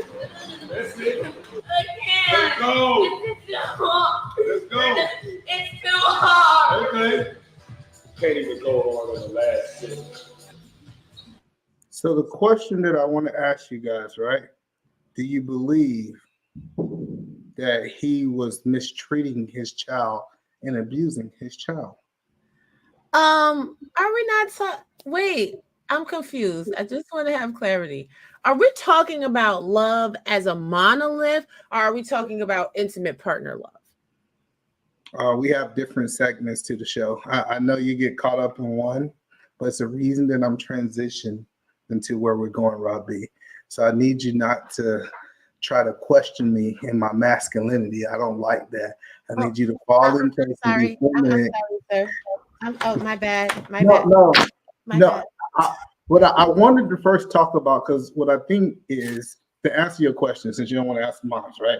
So what I'm talking about is I believe that how we love each other as a husband and wife, or as boyfriend and girlfriend, whatever you want to call it, it also trickled down into how we love our kids. And so when we start talking about this thing called love, I'm curious to know, as we go into this next part, Do you feel like that was child abuse? I don't feel like that was child abuse because Dwight Howard is a beast of an athlete. I also fully understand that the way a father loves a child is not the same dynamic as the way a mother loves a child, which is why you do need both parents in the household. You need the mothers to baby because, contrary to popular belief, a mom is going to be a mom, whether it's a married mom, whether it's a single mom, whether it's a widowed mom. A mom is always going to baby. Well, excuse me.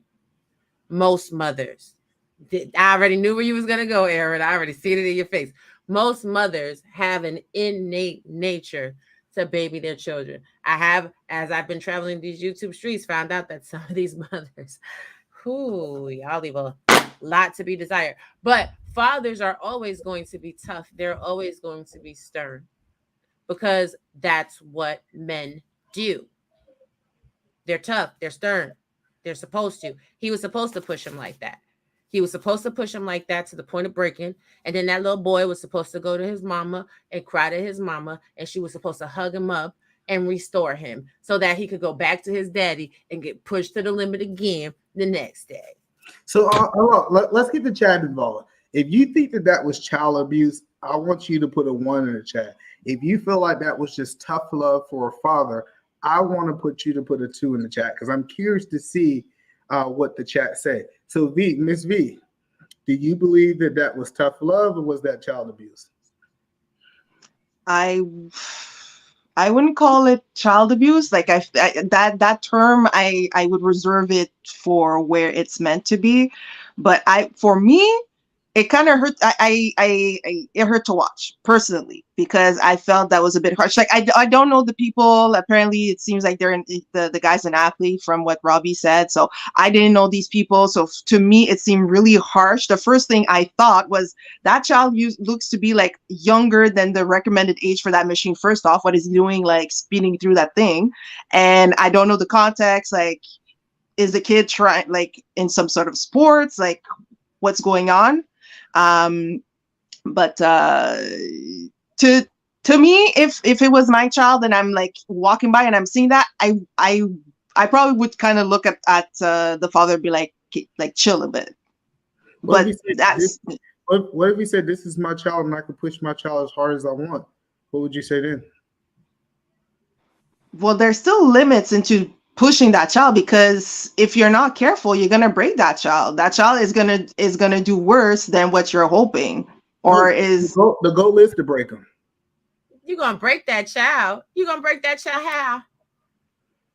He wasn't doing nothing to break that baby. He was just pushing him to be dedicated to something. No. The goal was to break something. Well, I'm gonna say this. Today's kids is they snowflakes. They hella soft.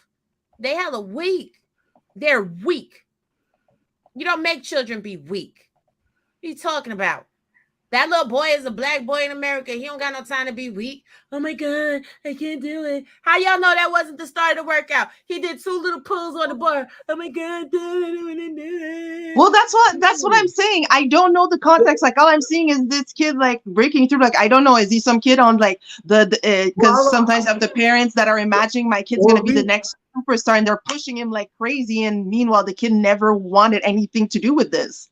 So I would rather see a little kid on the exercise equipment with a father encourage him to do better than see a little boy that age looking like a whole beach ball because he's sitting on his little fat ass playing Xbox 360, eating all the Cheetos and drinking all the Yahoo. I'm just saying real quick. So let me ask you this question. So let's say this was rep number 85 and he was and you was in a marriage and your husband was in y'all. He had money because obviously he should have money. But y'all was in y'all private gym and he was pushing your son to the point of breaking. And he said, this is my son.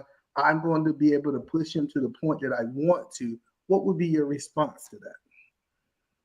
There are still limits. I mean, there are certain types of exercise or intensity that's not recommended for younger bodies because they're still growing, and you might cause issue as they grow up. Are you a nurse? Sorry? Are you a nurse?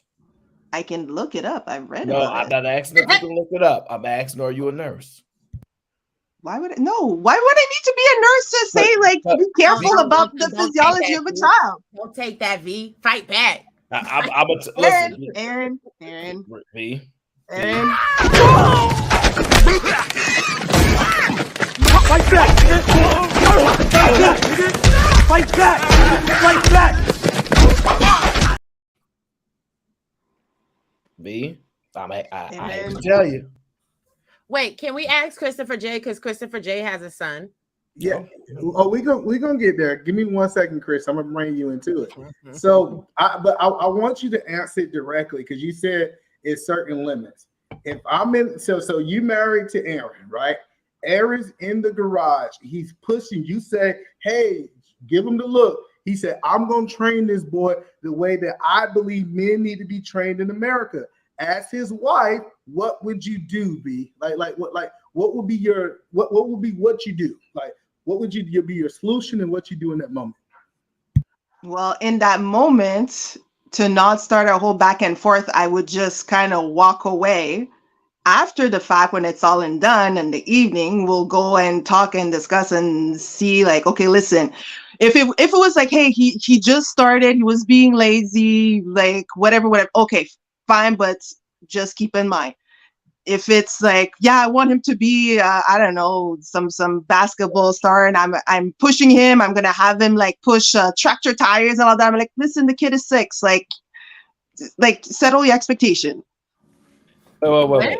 It So is you sick. think hold on. You think, V, that I gotta go back and discuss with you what I was doing with my son? I gotta go back to you and be like, no, what I was actually doing, I was trying to push him, and I gotta come back and negotiate with you. Is that what you think?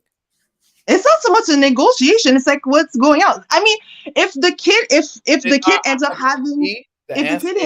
having to go to the hospital for whatever reason, the staff is going to look at the both of us saying what was happening. Wait, And so you think that little boy gonna have to go to the hospital? We was working out. You think he gonna have to go to the hospital for using the row machine? Like he's literally putting his arm out, pulling his arm. No, back, not for the row machine. For the row machine, that's one thing. But if it's like another type of exercise, okay, fine. If we're going for no coaching for you, hold on, Raw. No coaching for you, Havy. Okay, because apparently, if somebody you're gonna be like, it's okay, have some water like from the Space Jam show. No. What I said is no. What I said was if it just started, if it's the thing that it just started and the kid was dragging their feet. It's one thing, but if it's like it's half an hour later, 45 minutes later, like a training session ends at some point. Hours later. I don't care if it's hello. I want to get Chris in because Chris. Wait, can I just say this one thing? Go ahead.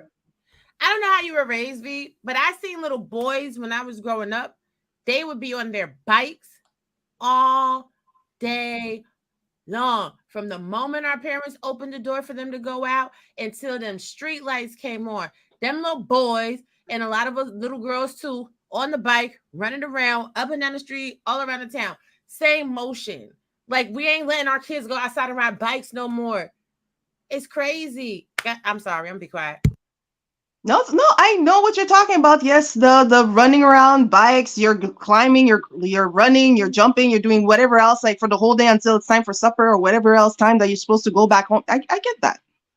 All right, so I want to get Chris in here because Chris, first of all, Chris, I appreciate you being patiently waiting. I know we're doing things a little different over here on the Aaron O Show on Thursday. But you as a father, and before I state what I want to say, how do you feel? Do you feel like he went over and above, and is that child abuse or is that just tough love? Let's see. Do I think a NBA champion who's an 8-time All-Star, 5-time first team, 1-time second team, 2 times third team, 3-time defensive player, do I think he went overboard? The answer is no. The reason why I'm saying that, because look at what the year he got drafted into the NBA and all the way up to where he is now. If he knows his son a lot better than we do. And if he was going overboard, he's going to catch that more so than the mother. So you said that father know better for his son than the mother did? Yes. Do you believe that just in some world, that the father know what's best for a boy more than you do as his mother? Well, like I said, if like Chris was saying, he's a basketball player and all of this, fine. It's still intense for me, but I'll be the one that go, okay, fine, and walk away, even though I don't. It's up there. But someone who's trying to kind of wing it, I might have a bit more objection. Mm. This is the thing. So Women go ahead. need to stay out of the business of men raising their Oh, sons. shake your hand. Period. I'm sorry, and I know a lot of ladies gonna be mad at me, but you're not going. The father of your daughter is not going to sit there and tell you what not to do with your daughter, unless you a thot. If you're a thotty body, you doing thotty body stuff, and you teaching your daughter thotty body stuff, then he gonna put you in your place on that. Other than that, he ain't gonna tell you how to teach her how to cook. He ain't gonna tell you how to teach her how to clean. So women want a lot of respect when it comes down to raising the children, and then want to pick apart what a man is doing to raise his son. At the end of the day, Dwight Howard, like how I said initially, is a beast. The way he is trained, he's on top of sport medicine, so he's not gonna push that boy harder than he could go. Most men are not gonna push their sons harder than they could go. And just like we know the little stuff that our daughters will do that's out of pocket, that they're not giving their best effort, men know when their son is being lazy as shit. Men know when their son just been climbing up and down all around the house, swinging on the shit in the top of the closet, tearing the closet up because they think the closet is a pull-up bar, some dumb shit like that. Now you on the row machine, all of a sudden, I don't want to do it. That's why a lot of little boys are becoming feminine, because women is trying to push the same energy on these boys that they push on the girls. And we got to stop that. Like, women that's doing that, y'all got to stop that shit. Let these little boys be little boys. Children are resilient from the time they come out of the vagina. They're going to fall on the floor. Hell, they might break a bone or whatever. That is part of the experience, growing the fuck up. Y'all tired of these men acting like females crying and shit? They acting like females crying and shit because they ain't never had no daddy to push them past nothing. Let me be quiet, man. Let me be quiet. And the reason that I brought this up is because they was talking about Coach Prime. I've seen some people talking about Coach Prime, and I remember when his son was growing up, they was talking about how he was pushing his children too hard. And you look at what Coach Prime have accomplished in the game of football, and now him being a coach for Colorado, what we have saw is that he push, and he kind of know what it takes for men to be men, right? But I think is in nowadays, what we're hearing women saying that they think that they know more, and it's not to you, B. This is just in general, we're hearing in the space that women believe that they know what's best for men more than the men know what's best for men. So my question that I want you to answer is, because at the end of that video, once he finished that set, did you feel other than his emotions, did you think he was physically hurt, V? Other than him, I don't think so. Like it nothing seems to indicate except the sore muscles from being on that machine. But isn't that like part of working out? Like if I go to the gym, and this is a reason I think a lot of people don't hire personal trainers. It's because when you have a personal trainer, that personal trainer, his job is to push you outside of your comfort zone, right? His job is like, okay, if you willing to do 10, we're gonna get 13 out of you. If you willing to do 15, I'm gonna get 19 out of you. And so when it really comes down to it, I think it's one of those things, especially when it comes down to boys. I can't talk about women, right? I think women know the best for how to raise women if their mind is right, right? But when it comes down to the boys, why do you believe? Because I think your reaction is what normal women would say. Normal women would say that they shouldn't push their sons that hard. They should have compassion for their son. Why do you feel that women want to get involved with how men are raising their sons? Now, I will put an amendment. It's not that I don't want the fathers to push them hard. It's to excess. Of course, you need to push kids hard, period, because you want them to become a productive member of society at the very least. So it does require effort. You do need to push the kids out of comfort zone. You do need to tell the kids, listen, you can't, like Robbie said, you can't just sit and play Xbox and eat all the Cheetos. You need to push. So it's not the pushing aspect, it's when it becomes excess. But otherwise, like I said, in my life, there's been time where I'm like, I don't understand or I don't agree. And then, my ex explains it, and either I don't understand, but I say, you know what? You're the boss, but just so long as no one gets hurt, and I walk away, or we talk until I get it. Like, that's what has happened. Well, go ahead. I'm actually gonna leave. I got some other things to do really quickly. I'm gonna say this, right? There are people in other cultures that are pushing their children to exercise and be great from very young ages. I was trying to share y'all this article, but they want me to subscribe. I'm not paying them my money. This Chinese dad made his 4-year-old child exercise in the snow in his underwears and a pair of sneakers. As someone that has watched and participated in the training of an Olympian, you have to, athletes push hard. It is what it is. It is what it is, kid.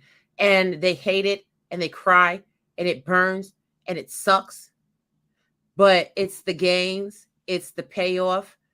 It's when they get that win, that all of the hard work is something that they become appreciative of. We seen this little boy cry right there because he little right now, and he used to getting over. I'm telling you right now, that little boy used to put on the waterworks for his mama and not having to do a damn thing. Mommy, I don't want to. And his mom says yes. And his dad was not with it. His dad was like, oh, you gonna cry? Cry. Cry today. Cry tomorrow. And we're gonna do this every day until you don't cry no more about silly stuff. So, Rob, before you leave, let me ask you this question, because Rob want to know, how did this tie in to the conversation? I don't understand why you're derailing Emmanuel. I got you. Let me ask you a question. Final question before you leave. Do you believe that the men today that you guys have to fall in love with is results of women pacifying boys? No, I believe that the men that women have to fall in love with today are a result of fathers not usurping their authority and raising their sons to be stand-up men. I'll let you have that. I got some questions, but I'm gonna let you go because you said. No, go ahead. You can ask. I got a couple minutes because now I piqued your interest. Let's get it. What's up? So what you're saying is that you believe that it has nothing to do with the mother raising the boys. It's 100% that the fathers are not involved. Is that what you're standing on? What I'm standing on is this. A mother is going to be a mother for the most part. I know we have outliers of mothers that are horrendous, right? Mothers are always going to baby their children. The purpose of having two parents is one is going to be the good cop and one is going to be the bad cop. Unfortunately, most fathers are usually the bad cop. I know for myself and most people that I know, my mama is not a normal mom. You understand what I'm saying? So there's like a lot of stuff I couldn't get away with my mama anyway. I probably could have got more off on my dad, to be honest with you.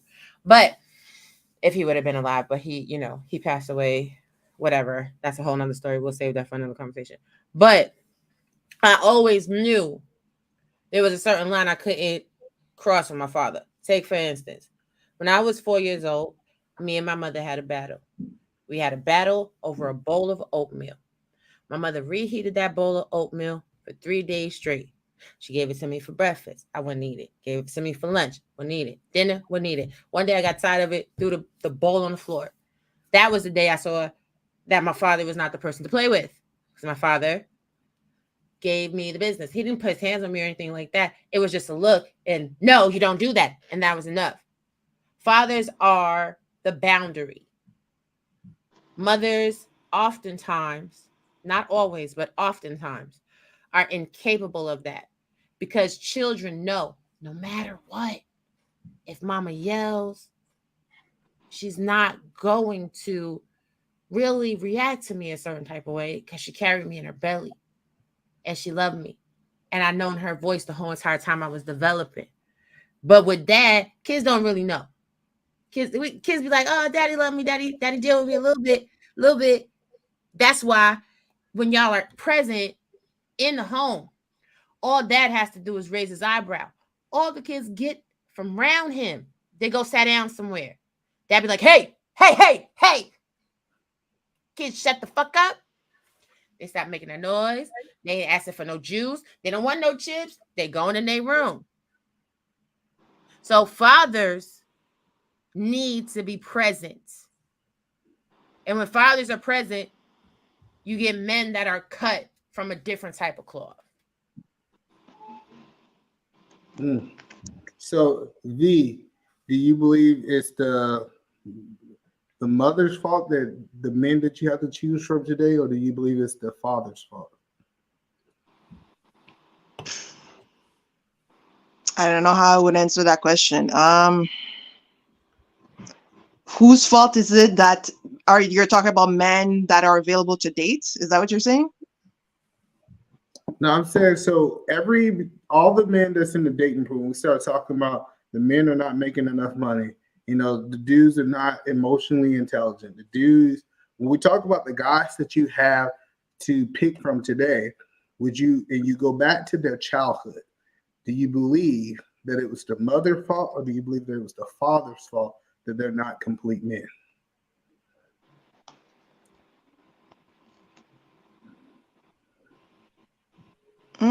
I don't know how to answer that question, because at some point in time, that man has to handle their life. Like, they're responsible at one point for their own life. So up to what point do you keep on blaming, oh, it's your mom's fault, or your lack of a dad, your lack of a, like, I don't know, if the person doesn't seem like they want to work, they're kind of just loafing around, like, it doesn't make sense to keep on blaming, oh, it's because you don't have a mom, you don't have a dad. Like, it's the person at the end. I disagree. But I'm going to say this, ladies, underneath the sound of my voice, and I will watch this replay.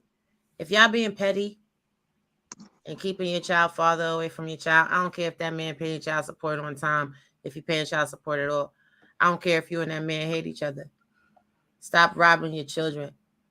Stop putting your personal bullshit with their father into their relationship. All of y'all that do that are dead ass wrong. Kids deserve to love their fathers purely and freely. Y'all need to start letting your children's fathers be in their life. And the foundation of things, how you're raised, is always going to determine how you turn up, because it speaks to psychosocial markers. But I don't got time to explain all that. V, it has been a pleasure talking with you today. I'm glad you came up. Thank you, sister. Same here, Robbie. Yes, ma'am. Gentlemen, y'all are great. Gabe A, you still cool. The Great Dame, go eat some kibble. Love y'all. Bye. Bye, Robbie. So Chris, do you believe in today's economy, right? In 2023, do you believe that men can be that hard on their children? Do I believe men can be that hard on their children? In today's society, can men be that hard on their kids to be able to do what we saw? Yeah, they're 100%. They're 100% capable of doing it. They can do it. I think they are doing it. The ones that are actively involved. I think that's going on now, because you're going to start to see a shift in men, young boys being a little bit more. What's the proper word? And they're going to be going in the right direction versus previous decades. And do you feel that if we look at the past generation, Generation X, do you feel like our fathers felt this, or do you feel like our mothers felt this? If you want to say baby boomers, yes. You want to say I gotta stop saying that. If you want to say Generation X, I will blame them to a degree, because their parents were baby boomers. And I will so you saying They don't have to be accountable because they had bad parents. It's a generation, what they call generation curse. It started somewhere, 1946 through 1964. Now, are they without blame? No, because somebody has to be held accountable for your actions regardless. But you want to ask, what's the cause of our parents not meeting the mark? You got to see who their parents were. See, so I'm trying to make sure I hear what you're saying, because if we play that game, we can go generation after generation after generation. Like we always can keep going back and blame dead people. Like we say, his father failed him, and his father failed him, and his father failed him too. That's why that they keep failing each other.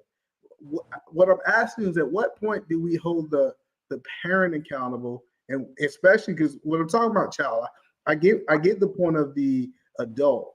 Do you believe that the first person that breaks you is supposed to be your father?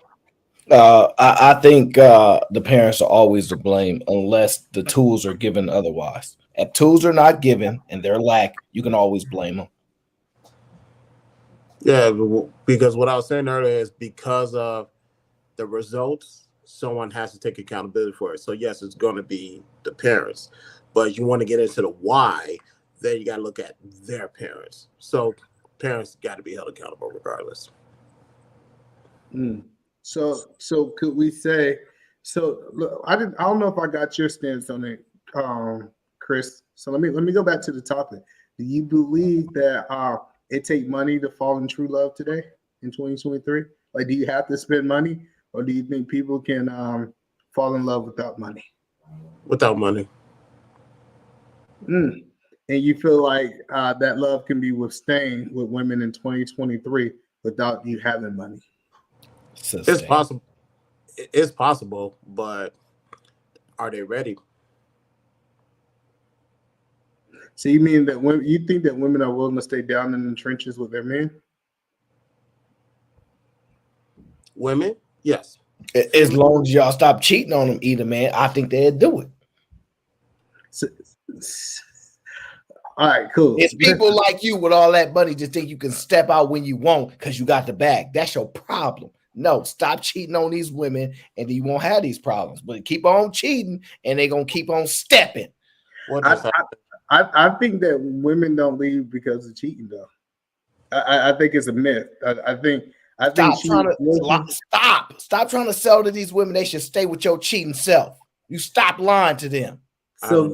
So V, let me ask you a question, V, because you're the only woman on this panel. Do you think women are really leaving for cheating, or they were just waiting for a reason to leave them? For women, there could be 1,000 reasons they're leaving. Like the two options you gave would be part of them, whether it's because he cheated or because it was the right opportunity, quote unquote, or whatever. But a lot of women won't stand for people cheating. I mean, it's a breach of trust. It's a break in loyalty. You're in your head. You're like, okay, it's just us two for the rest of our lives, and then there you go, stepping out. Like See, V, the reason that I disagree with that, because women are willing to share the man while they're dating. They just want monogamy when they get married. Because the dude who tells the woman that he's messing around with XYZ, you know what the woman do? They still give him attention. They still mess with him. Matter of fact, the reason we know that women are willing to mess with him is because if women wasn't willing to mess with married men, the married men wouldn't have options to cheat. They're willing to share. You don't agree with that? I can't speak to that because to me that wouldn't be an option at exercise. I mean it's too much effort, too much drama. Like why go for a married or a taken man?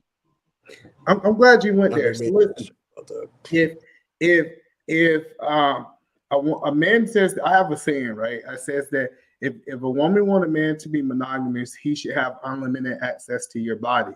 Do you agree that if he's faithful to you, he should be able to have sex and have you anytime that he wants?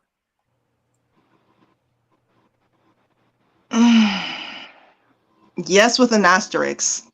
Well, tell me about the asterisks.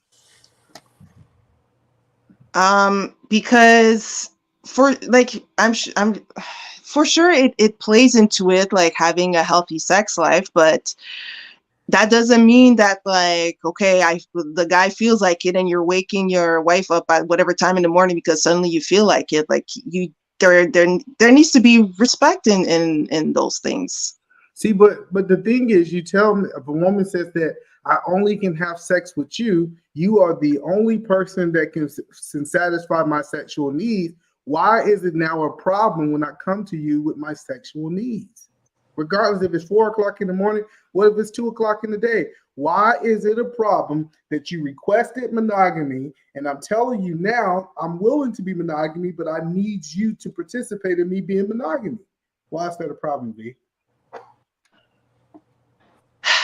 Because usually that would be when you're dating, that's one of the things that you find out, like, are we compatible, like, intimately, depending if you're one that has sex before marriage or not.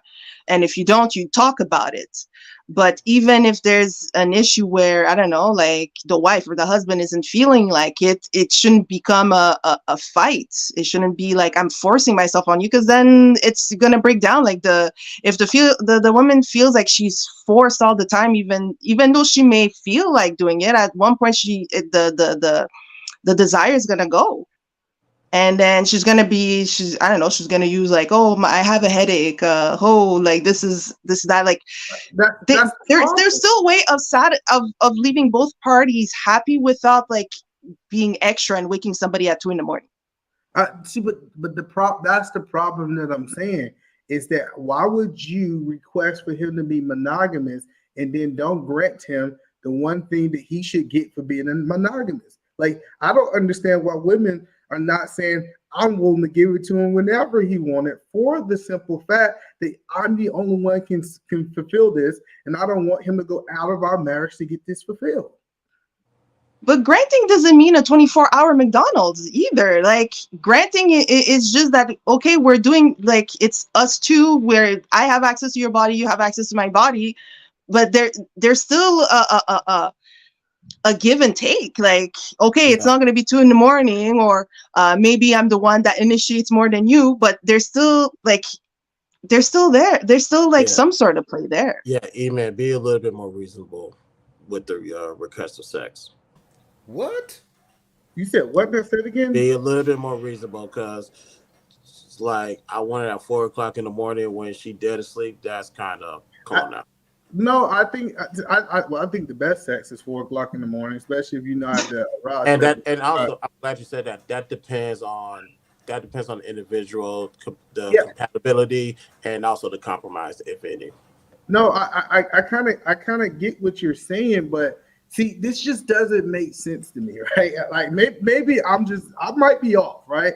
But no, it sounds like you on the right page, brother. Like, if a man is saying, I'm going to be monogamous, I'm not going to mess with nobody else, but for me to do these things, for me to be able to accomplish this goal, I need you to participate.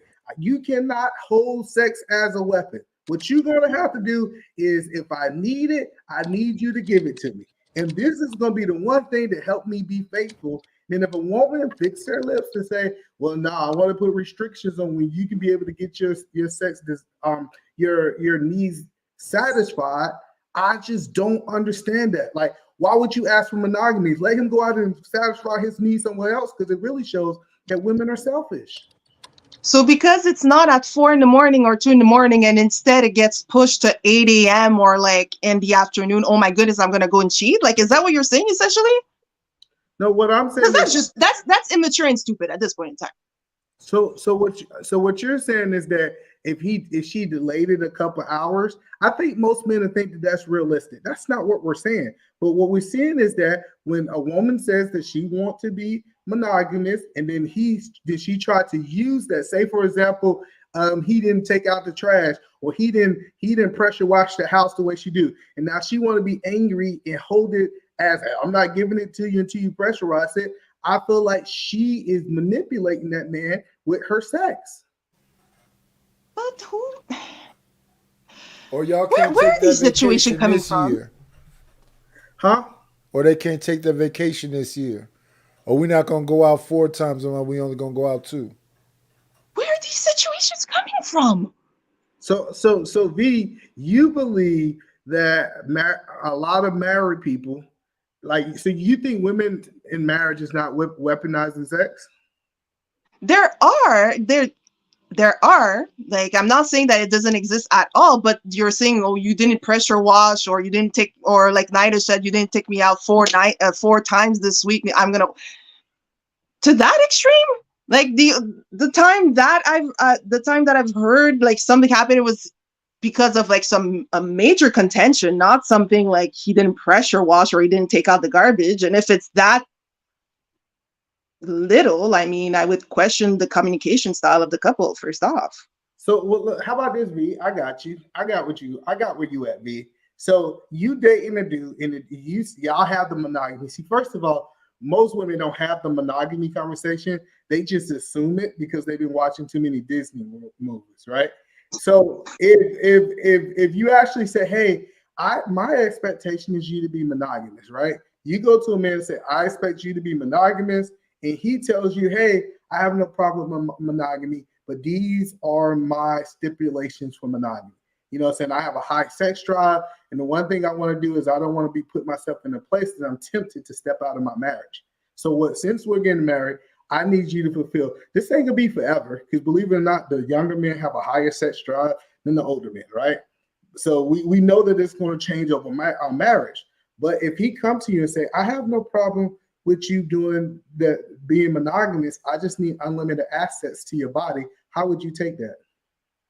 Again, this ain't a 24-hour McDonald's. Like, unlimited. Like I said, there's a give and take. If you're gonna say, well, because I can't have it at 2 a.m, now I am suddenly tempted and I'm gonna go cheat. Well, this is stupid. If it's gonna be like, hey, till 6. I'll wait till 6. Like if it's and this unlimited access, like, does the person work? Like people go to work. People, like, if there's kids too, like, you're acting like, okay, drop everything, let's go. Like, there's routines, there's work, there's stuff, like you have to find spots and time.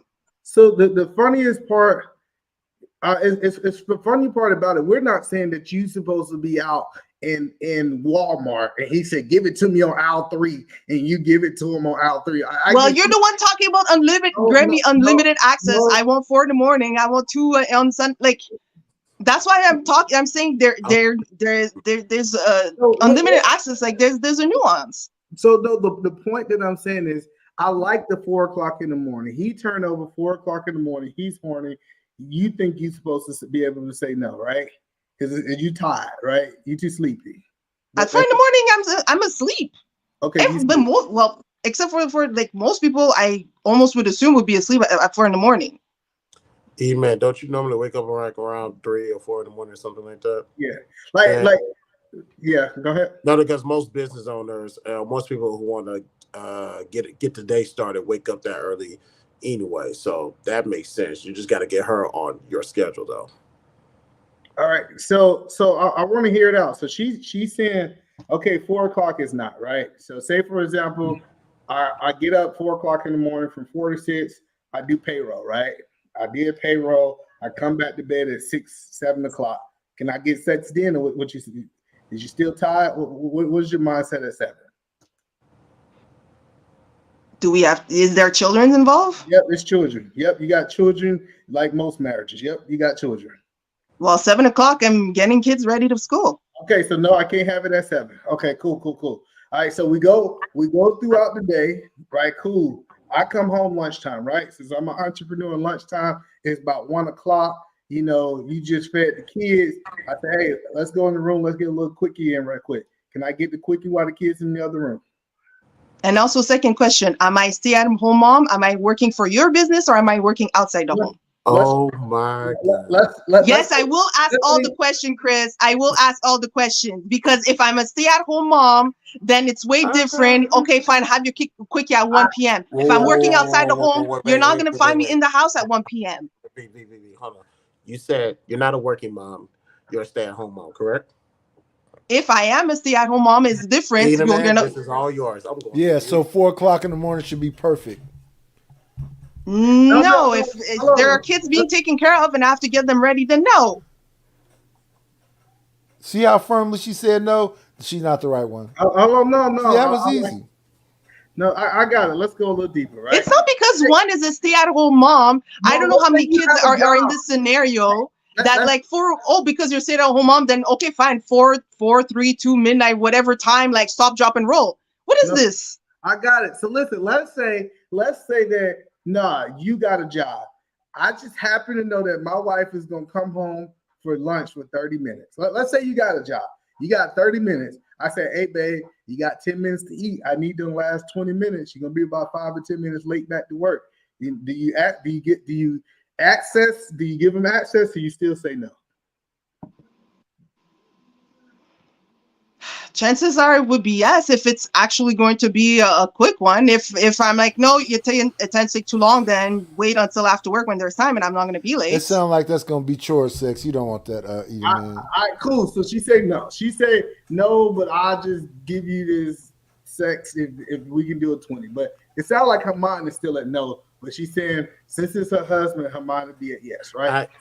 I'm not saying it's a no. Like I have no idea. Like it could be okay, fine, 20 minutes. Okay, let's go. But if I know my husband is one that takes time, and I know 20 minutes not going to cut it, I'm like, well, wait until after work. We have time, and nobody's going to be late for work. Right, like cool, perfect. No at lunchtime, right? So it's no at lunchtime. You get home at 5 o'clock. And you know what time 5 o'clock is? 5 o'clock is kids' time. You know, they got homework, they got sports after school, they got all this other stuff, right?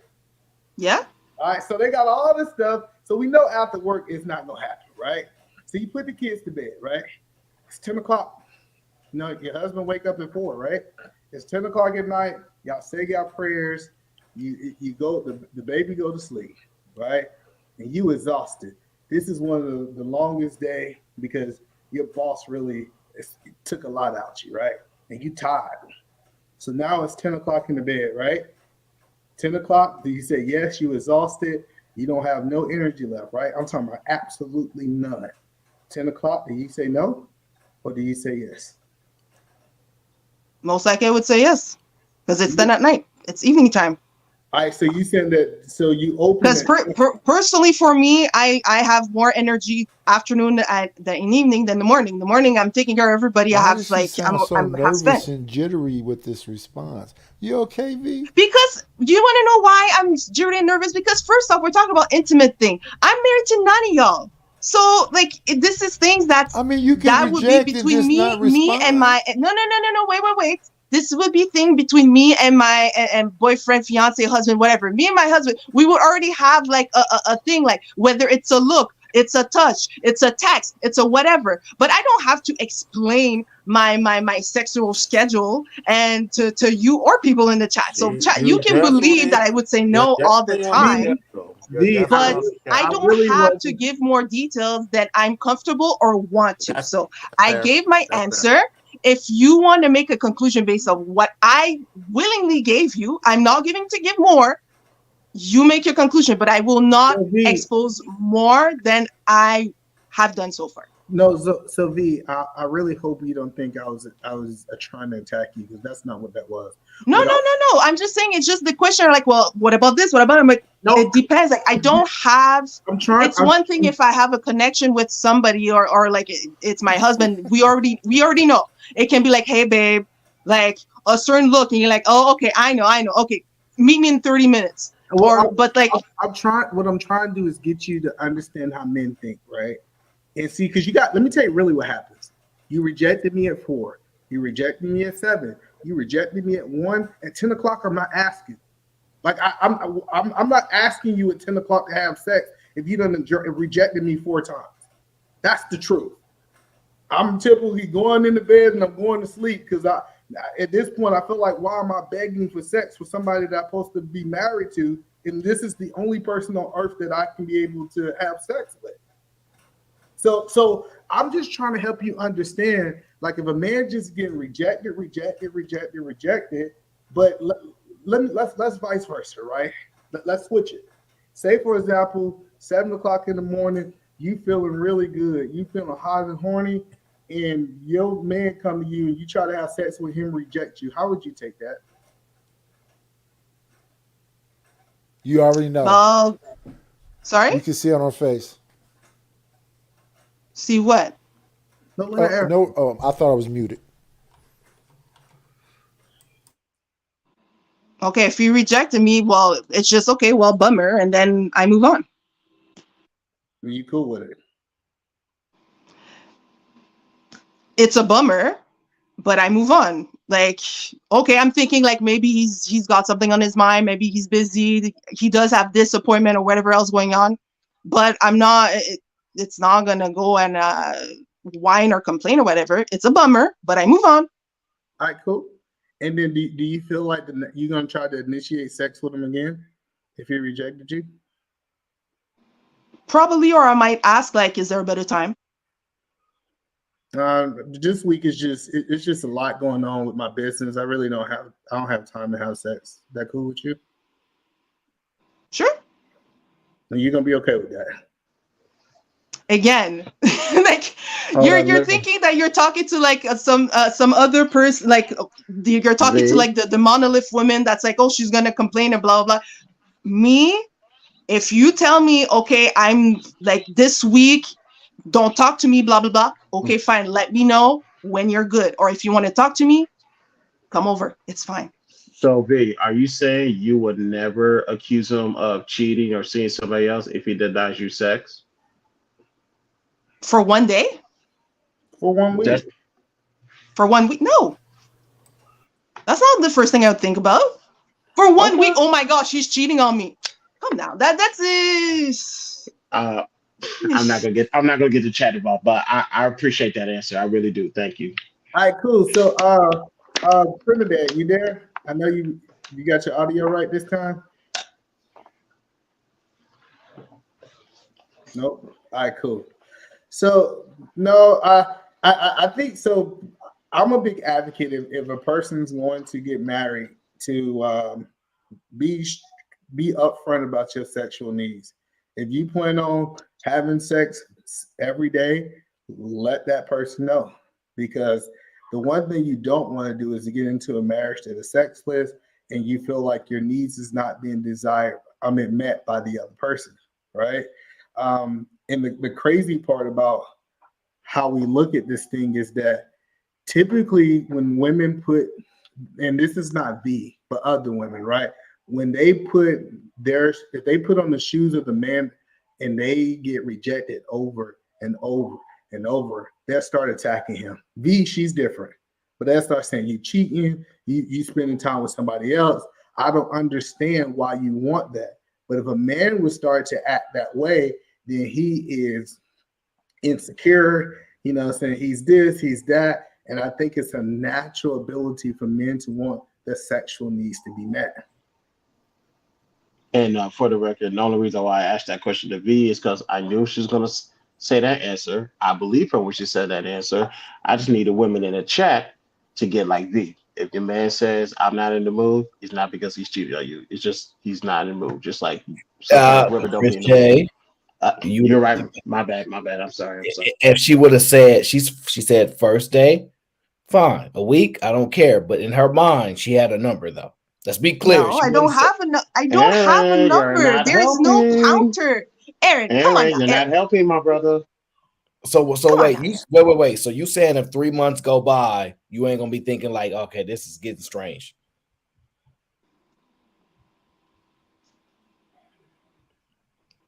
That would be yes, you would. No, I don't. So like frankly, it's like I would hope if we're in a situation where marriage, like we're talking and I'm seeing, okay, this guy is going like really under some really high stress. Like we're talking, yeah, I'm not feeling blah, blah, blah. But I'm not going to start a whole like, oh, he's cheating on me. It's been 3 months. Fine. Like I'm not going to die because it's been 3 months since we had sex. Like it's not. How many women believe that they man can stop having sex with them for 3 months? How many women believe that? Well, probably not many. So mind you, the conversation is not necessarily personal to me. It's a general question that you understand about women. You think that women gonna be like, it's just 3 months, he been working hard. For many women, they would be worried, whatever, start investigating. Most of these women conversations is, ain't no man ever told me no. Not seriously. He might have been joking, like, nah, I'm not in the mood, but I just grab him and get mine. Women are not used to rejection, saying like you ain't getting none. They're not used to that. So when they say this stuff, it's lighthearted because we know y'all not speaking from a situation where y'all actually experienced that enough to speak on it. Y'all had it happen 1 or 2 times. I'm tired, baby. All right, fine. But to actually sit there and act like y'all been rejected, y'all ain't never experienced that life. V, every man on this panel, I might be wrong, it might be one guy, said it would be a problem if he was married to a woman and he did not have sex for 3 months. That is a problem. Like that is like that. He's asking questions. He's doing all those things. So my question before I get Omni to you, V, if a woman is refusing sex, let's say for 3 to 6, let's say 6 months, and a man step out and cheat, do you think that man is wrong? So now it's the woman that's refusing, not the man, right? So if a woman refused sex to a man for 6 months, the question that I'm asking you, is it wrong if he step out on his marriage, in your opinion? It would be wrong, but I understand. Why would it be wrong if the one person that's supposed to satisfy his sexual need is not satisfying it?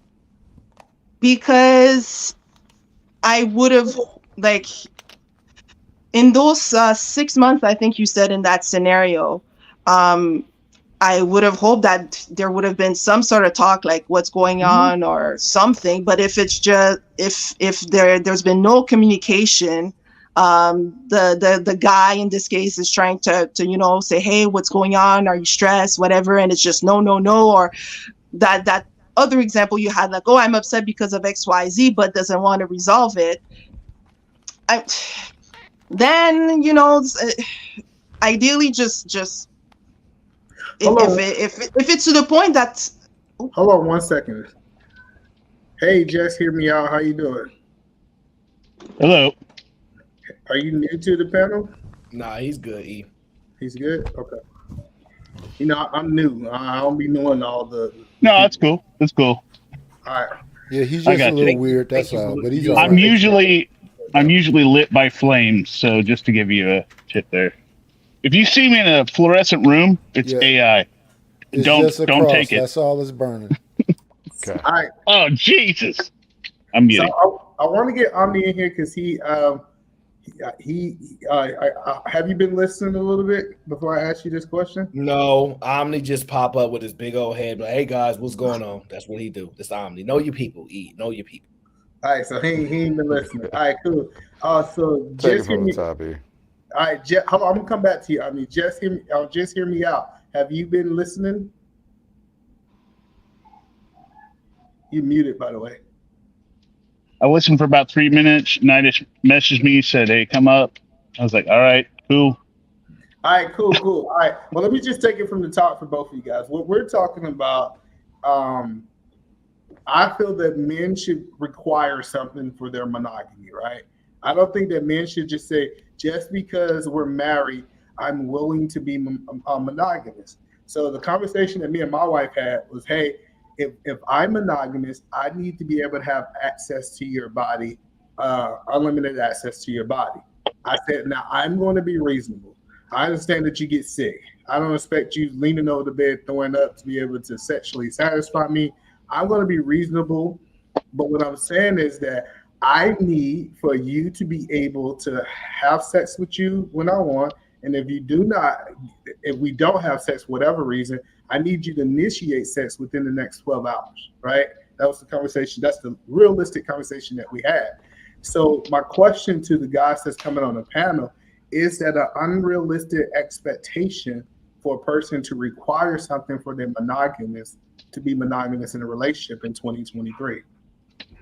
So, you want to go first? You want me to go first? make sure you let him know that he Let's can't leave say it up. words. Let's leave it up to E. Don't be shy.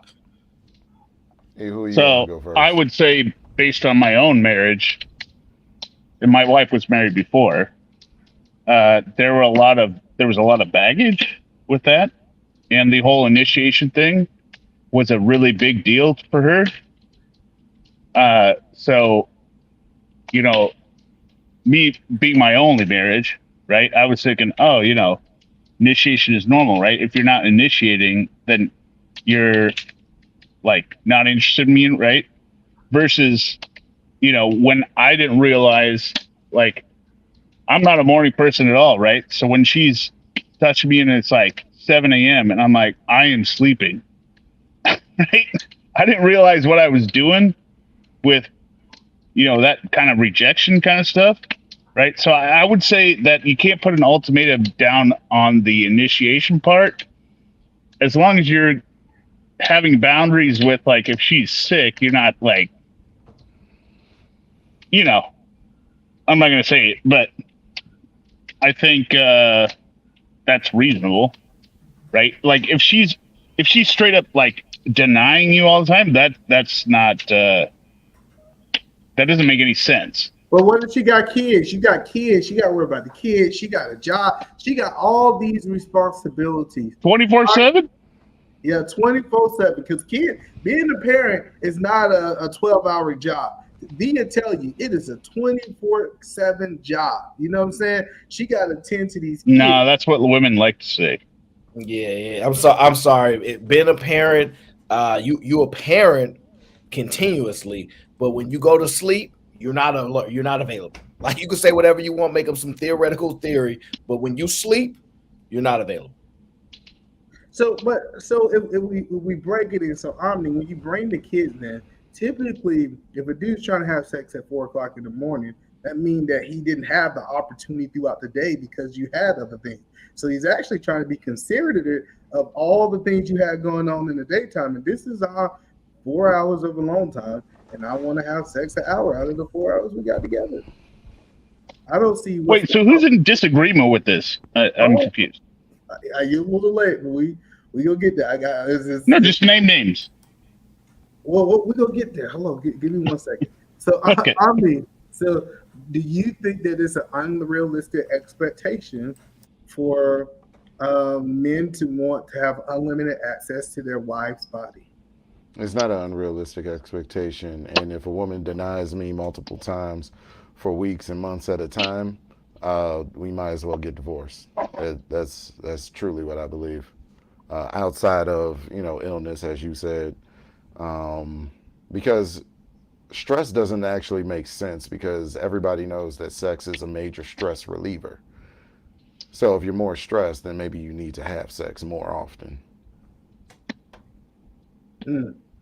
So listen, Trinidad said she got something to say, right?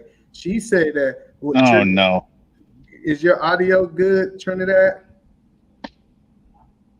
Is she going to remember the question? Nope. All right, never mind. So maybe she'll fix her audio one day. I never understood that, Aaron. I never understood how a person. Oh, there she goes. No, she doesn't. She doesn't remember. She hit mute. Oh, there you go. So Trinidad, do you think that these men have unrealistic expectations that they want to have unlimited access to these women? Sex is healthy. Sex is healthy. So are you telling saying you it's a mistake? No, I don't. I'm saying sex is healthy for us humans. We all are adults. So are you saying that a woman should? Hold on. Let me ask you the question. I got you. So are you saying that a woman should give a man unlimited access to her husband? Miss V, I wanted to. She doesn't remember the question, E. I'm sorry. Okay, go ahead. Nor does she hear it. Mm-hmm. Yeah, she doesn't hear anything you're saying, E. Give her a second. She's just up here to talk. Trinidad, can you hear it? Yeah, even if you don't feel like it, yeah. So Trinidad is a different woman. She's saying, yes, I do. Sound like you. She's on the delay. She's on a delay. It's a severe delay. Yeah, and it's not technical. I listen. So listen, what she said, but I did hear what she said. Trinidad said this right here. She said that regardless of you tired, regardless of anything, you should give him your body regardless. V, do you think that's crazy that women are saying that? V? Are you asking me or Trinidad? I'm asking you. Trinidad said that she believed that I don't care if you tired, I don't care if you sleep. She feel that you should grant access to your husband anytime he wanted sexually. Do you think that that is crazy? That that's what she feel, V? Well, you've asked me that question before, and I said like there's give and take between the couple. Like it's not a 24-hour McDonald's. So what? How Yeah, that's fine. I agree with that. Just hear me out. Wait, it's not your turn, brother. No, I'm supporting her. That's all I'm doing. Janet Jackson said, "Anytime, any place." Just hear me out. Come on. Do I look like Janet Jackson? I am not. Nowhere, never will be. A little bit. So hold on, I got it. So if you're not open 24/7, hold on. I want to know her hours of operations, right? So you're not open 24/7. What hours? Not the hours of operation. No, because she said I am not open 24/7. So yeah, when is that light flashing? It comes down to it. What hours are you open for your husband for sex?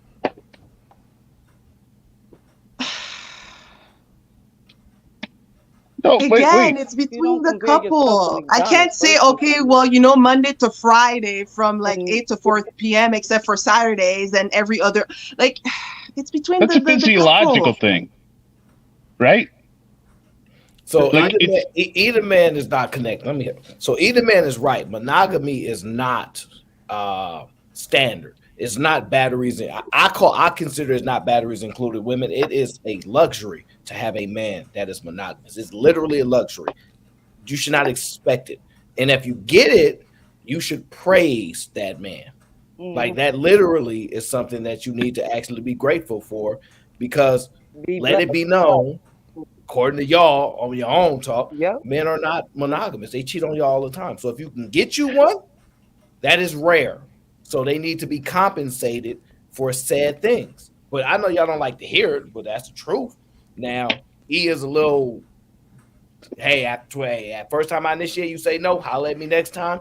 Within fair out 12 hours now. I don't know how he came up with the number, that amount, but reasonable. Reasonable. If you want a monogamous man, then you're going to have to really accommodate that particular thing. Because, listen, don't come with battery. I'm telling you, monogamy is not included when you get in a relationship with a man. That's battery sold separately, monogamy sold separately. I disagree with that. You don't disagree. That's because you have low T. Just hear me out. Come on, brother.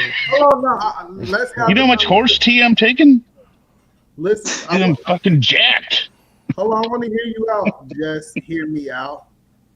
You saying that every relationship should just come with monogamy just because they're in a relationship? No, monogamy should be assumed. No, that's the problem. Assumed? I don't understand what the fuck you're talking about then. That's a relationship. No, you wrong. Okay, wait. I'm talking marriage, I guess. No, maybe that's the problem, is that people assume things and they don't come to a mutual agreement about what their marriage is going to look like. This idea that just because you decide to get married, that monogamy is something that's going to happen, especially in 2023, is just a bad argument. I think two people need to sit down and talk about these things, because if you actually talk about it, now she can hold you accountable. Hey, I have gave you unlimited access to my body. I don't understand why you're not upholding this monogamy. Or vice versa is, hey, I haven't had access to your body. That's why I'm not being monogamy. You need to come to a point where you have an agreement and not assume, because when people assume, you know what? They assume wrong 9 out of 10 times. Well, yeah, I mean, I guess in 2023, I'd have to have the conversation in a relationship like you're not out banging other people, right? But I mean, I still assume you're in a relationship. You're being exclusive, because what is the fucking point? I think most men would disagree with you. Okay, just hear me out. Let's extrapolate this. You're in a relationship You're being monogamous. She's not giving it up. You're not getting any. Also, what's the fucking point? Well, I mean, I've never. I can't answer that not having experienced it. So I've been married 9 years, so I don't. Maybe this is something else. I don't know. So you've I been get in it. a Let's 9-year remove it. honeymoon phase? Hold No, on. not, no. What are you? Let's remove your personal Wait, it's situation. Hold on. one or the other, Nightish. No, It's listen. honeymoon Yeah, or kinda. nothing. No, hold on. No, listen. Let's remove you personally out of the situation. If it was No, a I know. man, Okay. if it was a man who'd been in a relationship and for the last 7 months he was not able to have sex, right? What advice would you give him? So, I mean, why isn't he able to have sex with her? Like literally every time he approaches her, she's like, She no. just don't want to. He got 4 kids, and she just don't want to.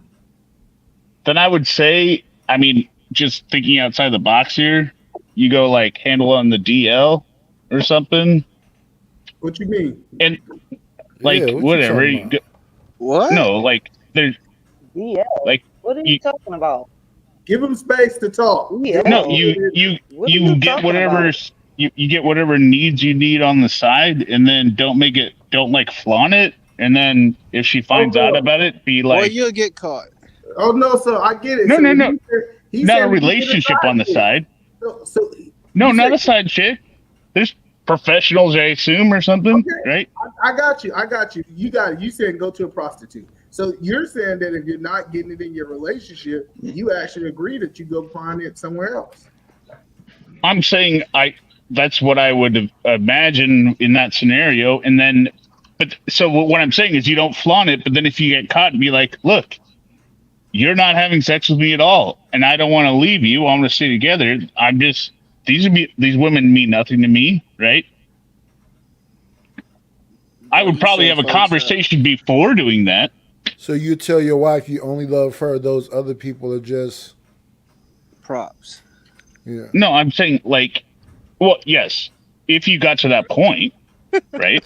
V, would you be okay with that if he had some props? What are we talking about? Trinidad.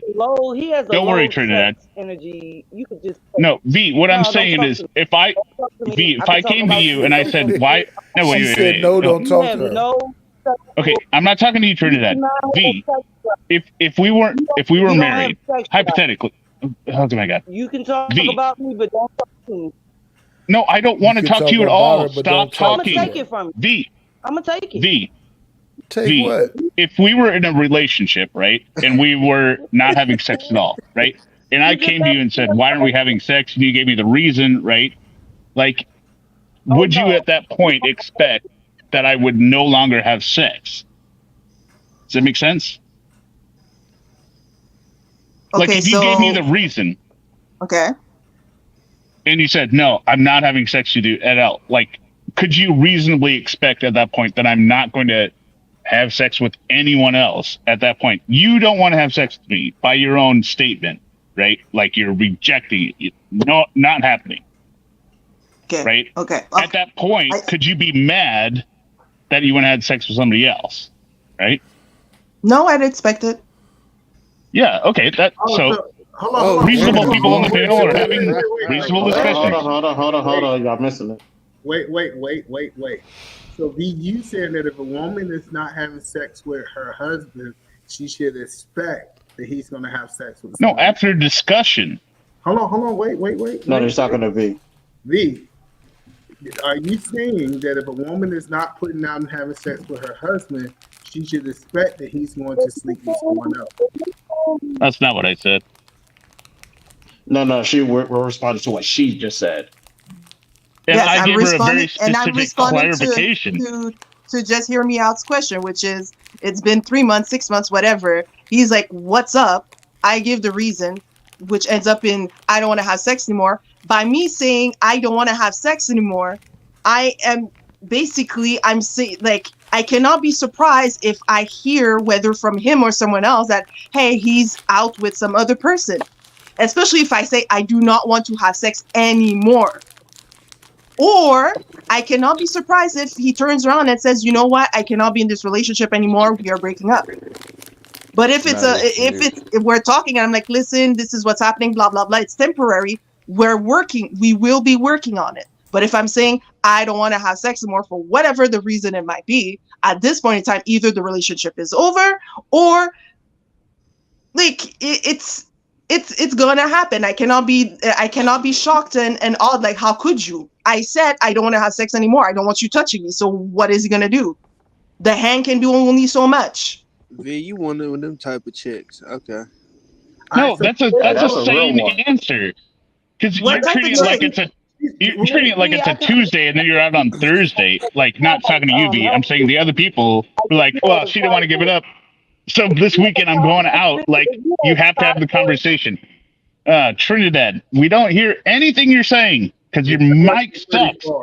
It sounds like you're far from your phone. Well, I want to get prolific, right? Did I say your name right? Probably in the bottom of the glass. Said it, boss. All right. No, when you say 3 months, it sounds like you're saying he had fibroids or something. Now that's understanding, but 3 months going without sex, that's unrealistic. That's what I'm saying. All right, so I can understand health issues, but 3 months, 90 days, that's a whole different ballgame. So I get where you coming. I get where you coming from, but you never deny your husband or the father. I don't know what happened. She stopped. All right, prolific. I want to get you into that, right? Yeah. All right. So what do you think about the conversation this far? Do you believe that women have the right to turn down their husbands sexually? And what do you mean by the type of chick? What type of chick? What you mean? Well, first I came up because you said 3 months. I'm like, that's unrealistic in a marriage, though. You know what I'm saying? I expect my partner to be, giving me sex, you know what I'm saying, within that time, like before that time period, 3 months. I mean, you don't think nothing is going wrong, like. But there are marriages that are nicknamed like Dead Bedroom, and they haven't had anything in more than 3 months. Like, it's not as crazy. Yeah, That's they like 60 or 70 then that years means old. the marriage is not growing, and you got to find the underlying issue with that. The only way that's right if the couple's like 60 years old, 70 years old. I get 60 that. is young, my Not guy. even What you that. talking about? Not even that. I know 60-year-olds getting it in. The most. Yeah, They the freakiest. Thank you, Nighters. But I'm just saying, for her to sit on that and just be like 3 months, I'm just like, we want. I think you want the relationship to go downhill. You know what I'm saying? Hey, E, real quick, before we get more answers, can we just get a show of hands on the panel? Who is married on this panel and who is not? I am. Okay, so E, me. Sorry, I can't. I'm not married yet. He froze. Yeah, I wish I was married. Sorry. I always wanted to be married. Chris is married. Me and E. Everyone else is single. E or Nightish, we know, widow. Everyone else is not married, so widower. Sorry. I have been. I am not. Okay, got it. Was it because of this reason? No. No, and I am not going to get into it. But nice try.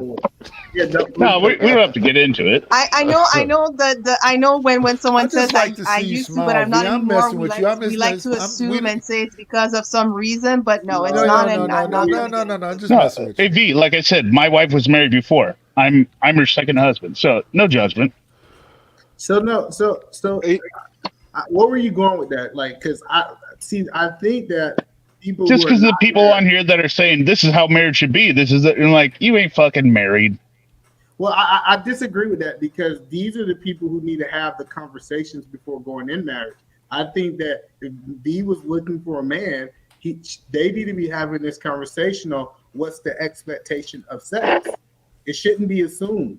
This idea that we assume things is a bad idea, and it sets you up for failure. Because what it does is if Aaron was transparent with V, and he told his sexual desires and what it is, now V have the right to make a decision whether she want to deal with a man like that who want to have sex at 4 o'clock in the morning or she do not.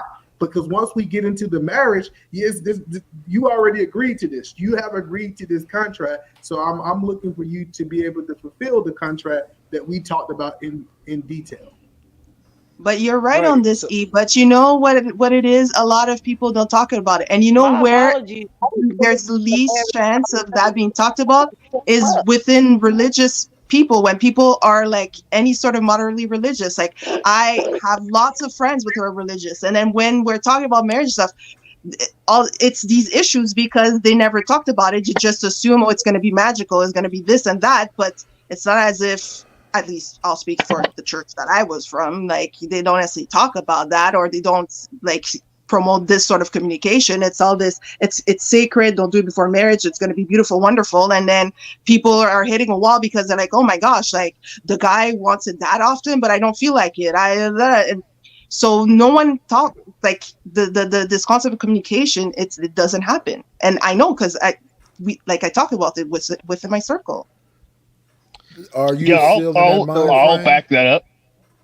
That discussion doesn't happen. I can't approach it from the girl's side where How we you know? discuss You're it not on her single. side. No, what are you fucking talking about? Raised in the church. But I think that's BS. Let me tell you why. No offense to you, D.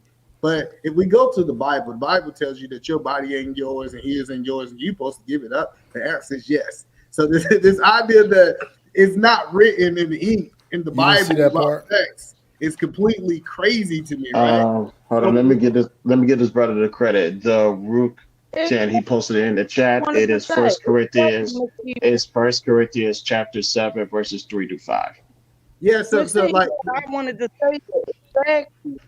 Trinidad, did you hear what I just said? Or was you trying to get your word No, off? she didn't hear She it. said, She didn't hear Mr. it. Chris, can she talk? All right, go ahead, Trinidad. Can I speak? Can I speak? Oh, please, can I speak? No, I was Hey, Eda, man, when you get a chance, I'll like elaborate on my story. I got you. So let's give Trinidad her time. Trinidad, you got 30 seconds. The Bible says that.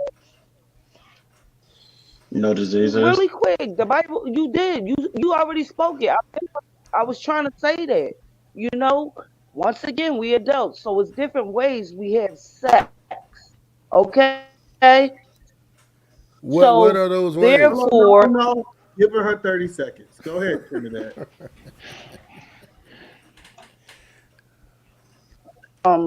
you know, you messing up the show, Trinidad. Go out, come back in, because we can't hear you because of your audio. I got a Leave her question. up, just mute her. I got a question. That And phone I might believe not it's work for you. Or maybe it's remove a- your headphones. Yeah, I believe it's an your important nuance. Hold on, before Omni asks his question, I think we was in the middle of prolific. I hope I'm saying your name right. Yeah.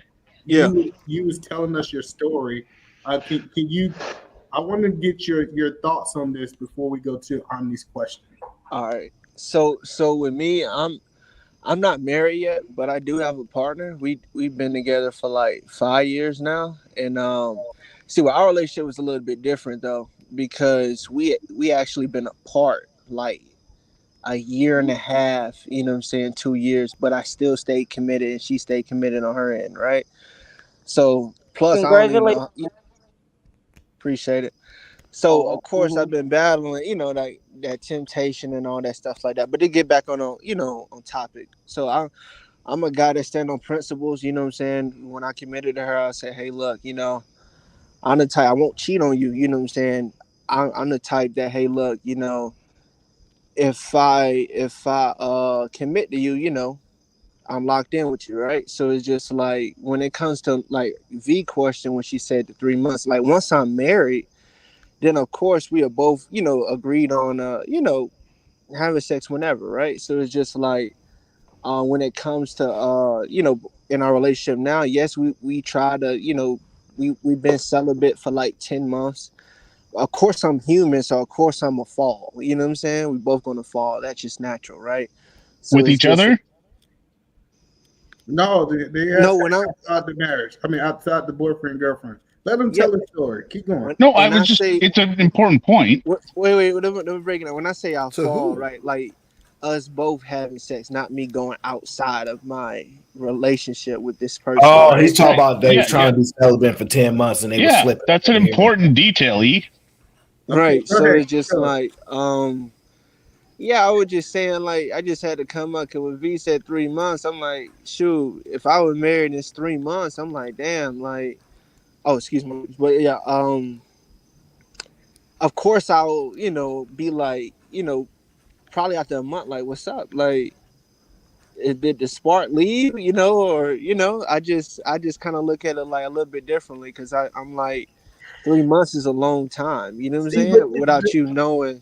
but the whole point is that you don't supposed to be celibate in the marriage. I get it. You guys are saying we're going to be celibate into marriage, but once you get married, the celibacy shouldn't even be a question. Right, Like the you celibate should, is, and you're right, and I 1,000% agree with you. I'm saying, like, I was just speaking on, beforehand, but in the marriage, of course, no, the celibate, no.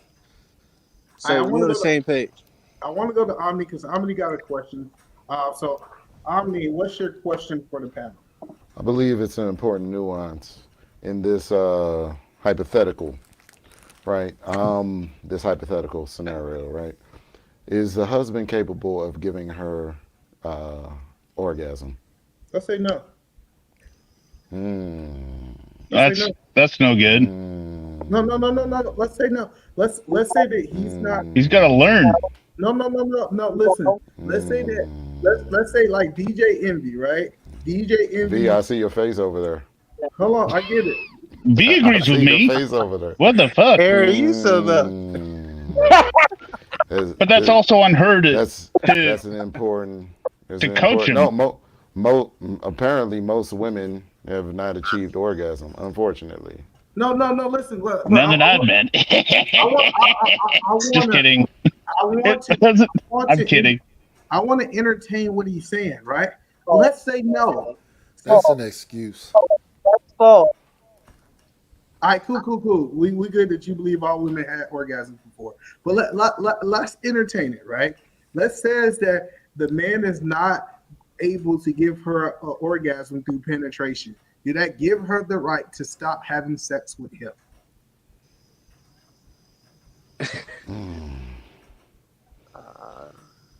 She's gonna be more reluctant. Are you asking me? I'm asking the whole panel. Just okay. I personally would agree with her reservations. I would agree. She's gonna be reluctant. She's gonna be reluctant, especially if the woman told the guy, "Hey, I'd like it." No, she's not. She want the real deal. Huh? What? I agree with her reservations. We got to get Hold on. So Omni, you said just because she didn't get an orgasm, she had the right to withhold it from him now. What did she get? What did she get out? What did she get out of it? She get out of giving her duty to her husband. Then that's very mechanical. You can call it what you want to call it. I don't know. No, see, because every time I go to the bedroom, I got a point to prove. I get it. I get you. I'm not knocking. You think the women that did an orgasm didn't have somebody in there with a point to prove? I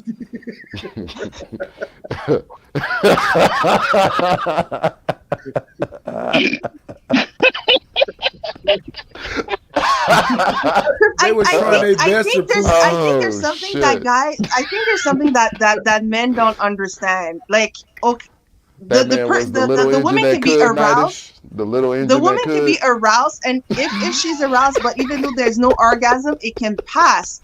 But if she's not aroused and there's no orgasm, like the yes is gonna take longer to come. Isn't there and then if on top of that, like it becomes there's such a thing as like there will be physical consequences to like things ain't sliding. Basically, I get it. No, I'm not saying that she's not aroused. I'm not saying that she don't enjoy it. Are you saying you can't go dry? No, listen, I'm not saying that she can do that. I'm just saying that she don't climax. So the question I'm asking be, now did that give her the right to withhold this from the man? Well, Okay. but How it's can I definitely relate? not How going to can I happen if she relate this to withholds. men? It's like working. Again, Okay. Hold on. It's like going to the job every Respectfully, day, day in and day out, and they never pay you. man, respectfully. Just understand that concept. I just want the men to understand this concept. You go to work day in and day out, and you never get a paycheck for it. Oh, I You go staying at find a that way to get a job? paycheck. Yeah, You no, gonna you continue ain't going to doing keep the fulfilling those job. But duties? I've never Hey been man, I'm gonna fired, so make I don't sure. know. Man, we gotta shift this I'm gonna conversation make forward. It sure. drives me crazy. I'm gonna In the make sure my context boss of get marriage, paid and how I get a piece of that check as well. So So hold on, because we look at DJ Envy, right? DJ Envy was married for 10 years, right? Yep. And they said that he was able to give her a climax off of head, but he wasn't able to give her a climax off penetration. You said that since she was not having that climax on penetration, she had the right to withhold sex.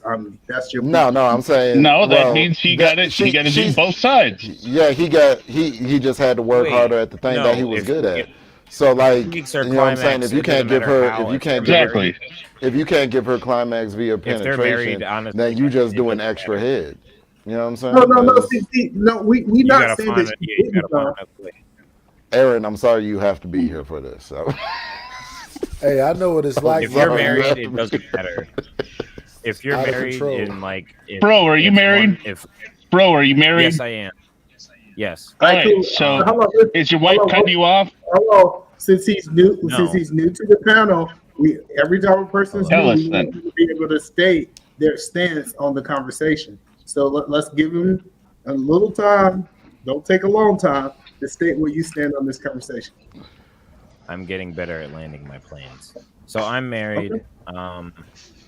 Based off of what I've heard, if two people are married and one person is withholding sex, yeah, that's a problem. Now let's say that one party is not sexually satisfied by their partner.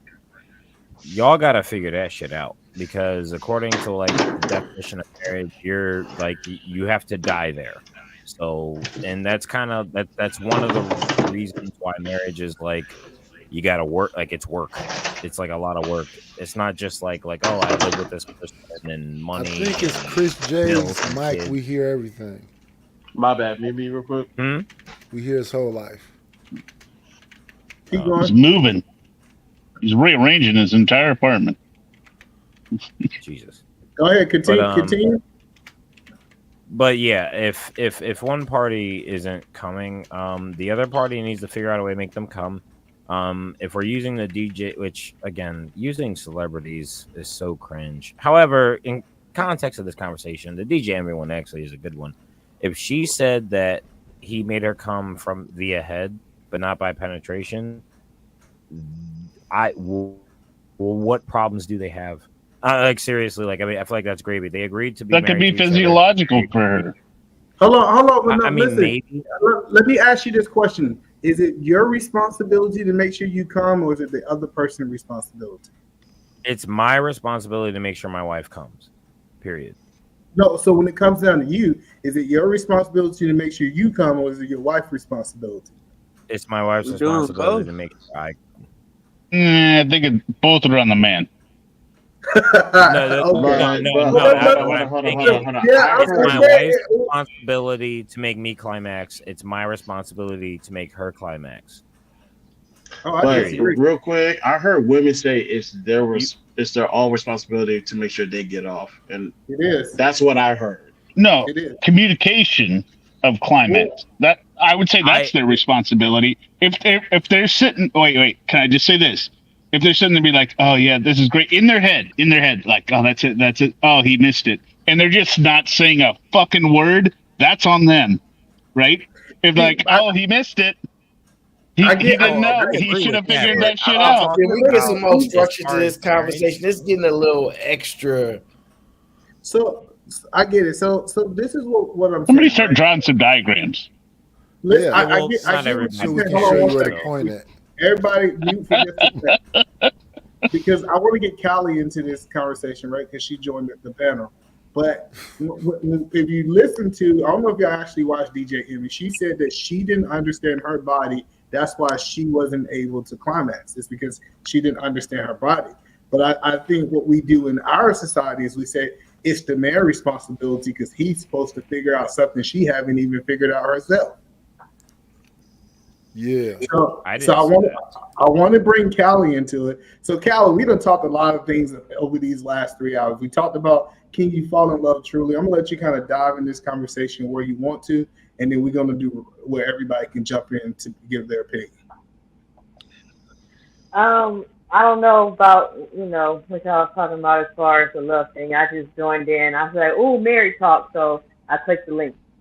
But whatchamacallit? As far as the whole knowing your own body and, being responsible for your orgasm, I think it's kind of twofold. You do have to know what you like in order for you to inform someone else of what it is that you like. You know what I'm saying? So you do have to know your own body to a certain extent. Now, if you relay these instructions and it's just not hitting, you know what I'm saying? It's not clicking, the dots ain't connecting, then, I think you could go, y'all should see some kind of like a sex therapist or something. I don't know, but y'all gotta fix it. Y'all gotta work that out. But Thank you. yeah, I think it's on both people's. I think it's on both parties to make sure that the other one is sexually satisfied.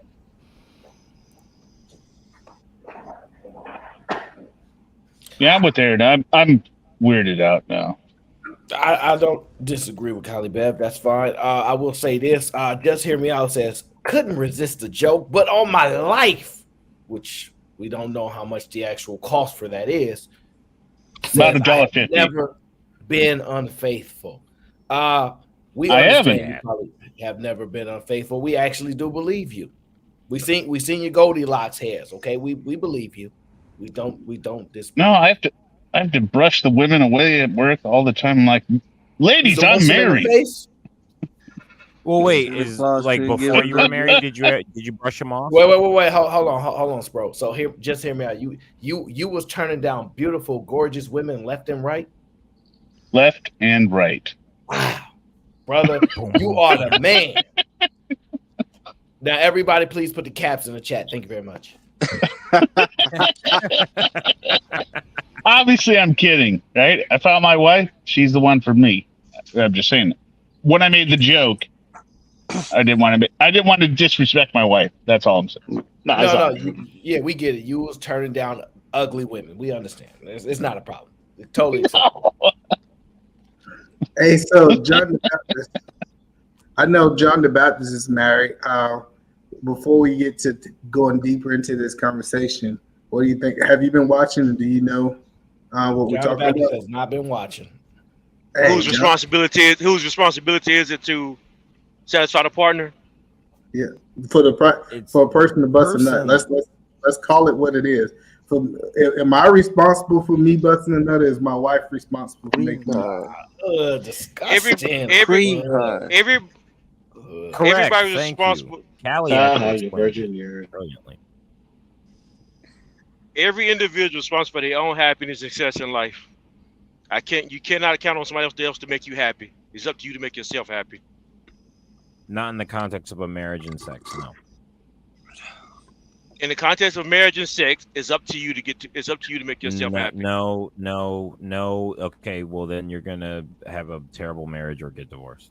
No, you're not gonna have a terrible marriage. You're not gonna have a divorce, because if you understand how communication in marriage works, you can't. If you're not putting the work in to be happy and successful, you're not going to get there. And part of putting the work in is communication and working.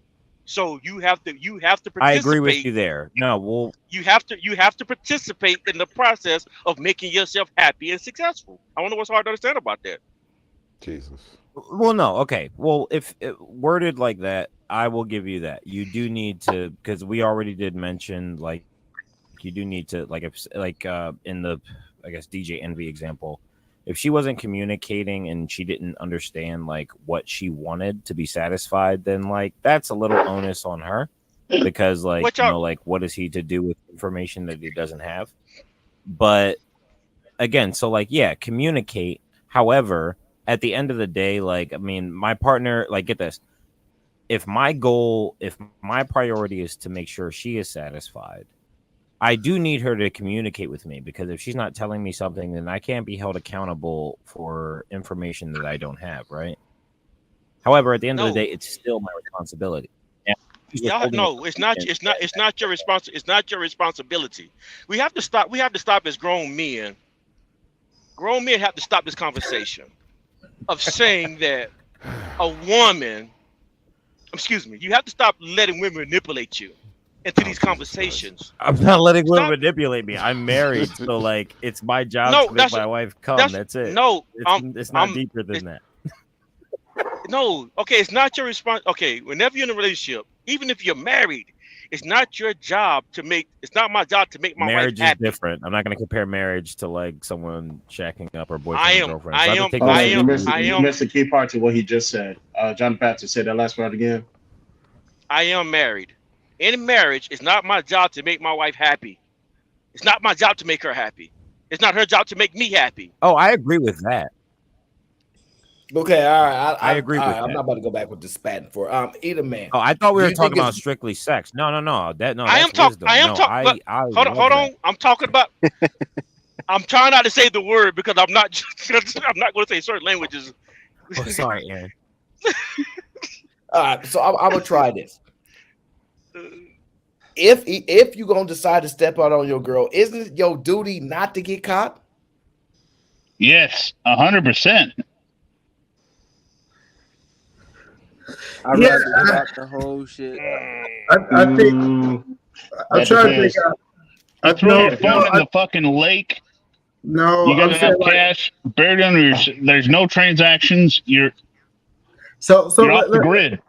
Let me so say Aaron and V's married, and for whatever reason he's gonna go and have sex with someone else, right? I would never do that to my baby. I get it. But I do think it's Aaron's responsibility to protect V's reputation. Like I do think that he do have some kind of onus that he don't supposed to be running her reputation in the mud. Like it shouldn't be like if it was that, it should have been no you were seen in public at the Beverly Center with this woman. I should have been like, I do think that it's his responsibility, hands down.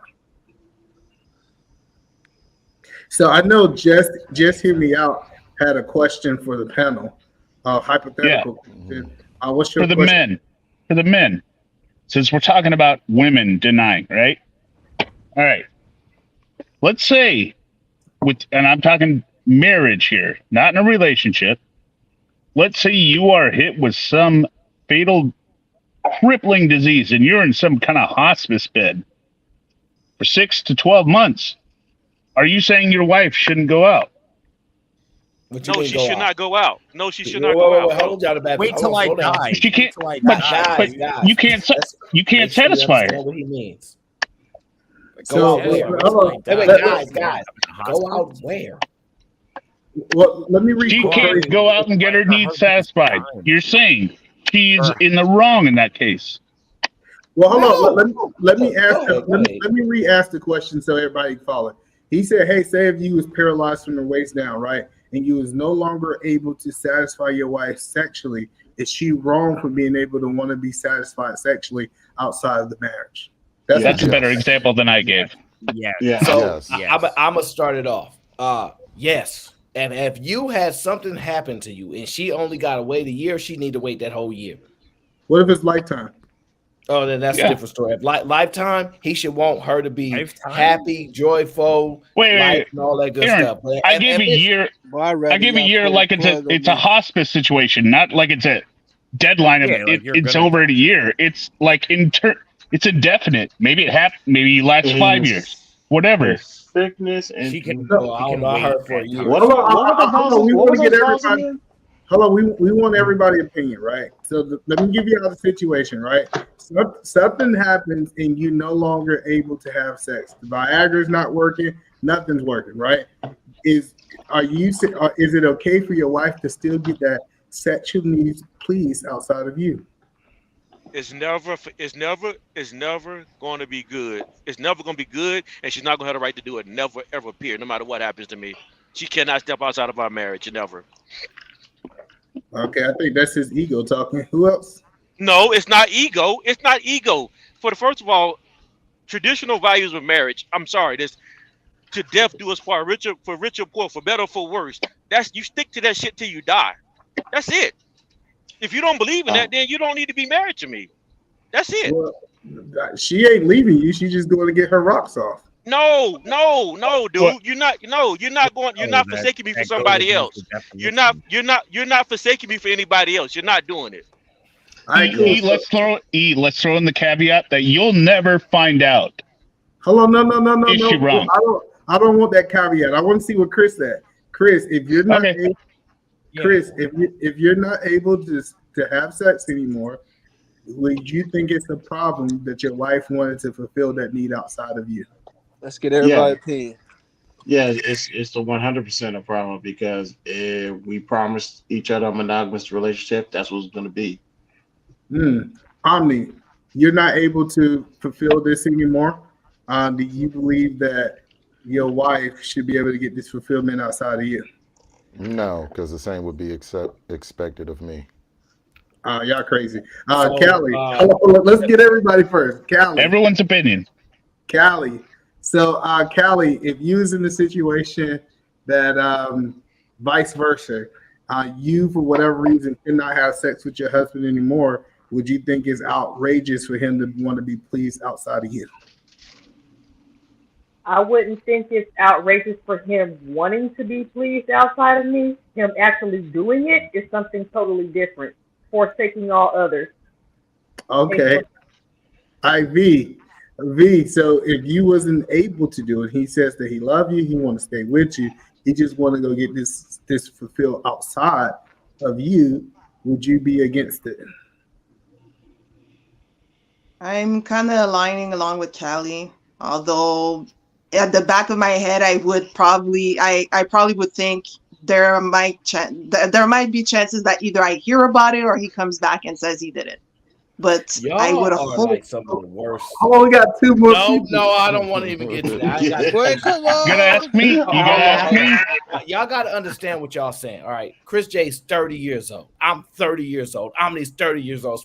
All of us on the panel, we all 30 years old, right? When we got married, all those parts worked, okay? Everything was moving, but we're 30 years old, okay? Something happened at 31 years old. I can no longer perform at all for nobody, whether it's my wife or I get a new woman. I cannot perform. Y'all in y'all right mind really believe somebody gonna go 40 years with y'all with no performance. And the selfishness that y'all have is, because in my mind, this is how I think. Dang, so you go do your little thing, but you still gonna come back to me and take care of me and make sure I'm good, even though I can't do that part for you. That's a win. So I don't know. Y'all live in can I respond? Can I respond to you? Hey, yo, can I respond to you? No, I'd like to answer the question. I'd like to answer my own question. So, Ayo, go ahead. Answer your question. I want to go out to you. I'm talking. I'm responding to Ayo. Keep going, E. So I want to hear from I messed that Prolific. Is that crazy? That she would want to be, she would want her needs met outside of you, and would you grant it?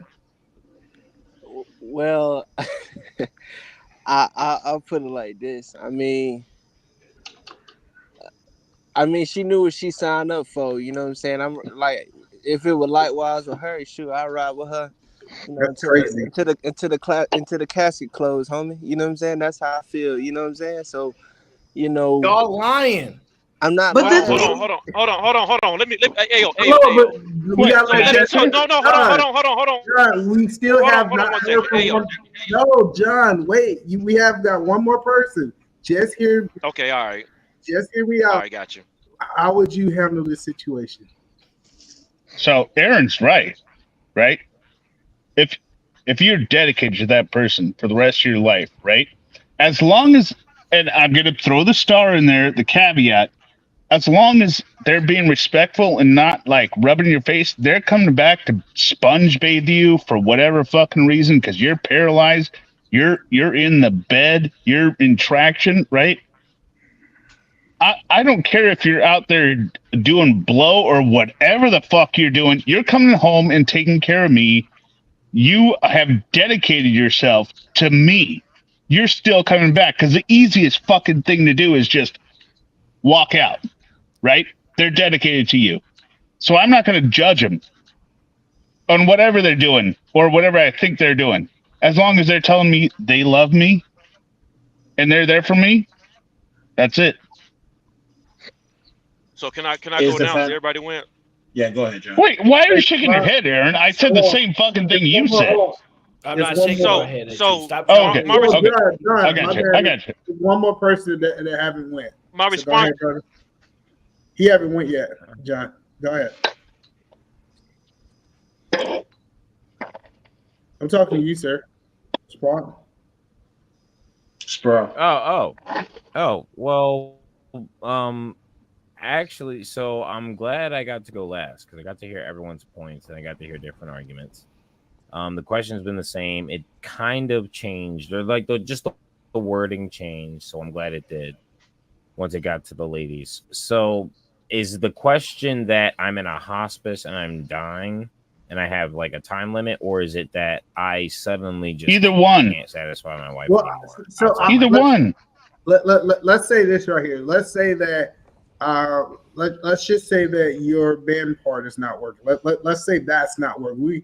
I don't want to go to say that nothing else working in your body. I'm saying just your band part. So I'm not like dying. Let's remove like it's a stage for like all right, time limit. Like you have an expiration date, right? It's unknown how long this will last. I don't have an expiration date. I just can't make her come. Okay. So because you can't get out of bed. Honestly, I can't do anything. True to like, I mean, like because wait, I can't do anything. No, you can't do anything on your own.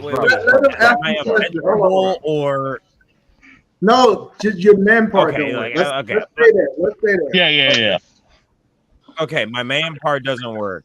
Honestly, okay, so here's what I would do. I don't think that it's okay. I think it's reasonable that my wife would want to like come and like, you know, maybe be attracted to other people and like, you know, maybe that thought crossed her mind about like going outside of the marriage.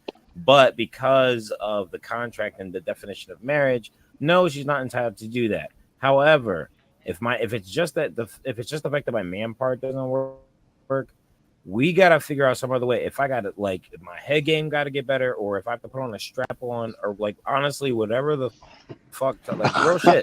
It's my life. If that was You're lying. You're lying. Wait. All this toy stuff that y'all talk about, if that stuff is working, you should be doing that prior. You're lying. You're gonna do whatever you can that she comes back. Let John. If she comes back, she loves you. Can we go you to don't give a fuck what she's No, doing. that's what I'm saying. I'm saying I don't give Get the a strap. no. I do care if my wife, if I'm married to her, is having sex with other people. I do.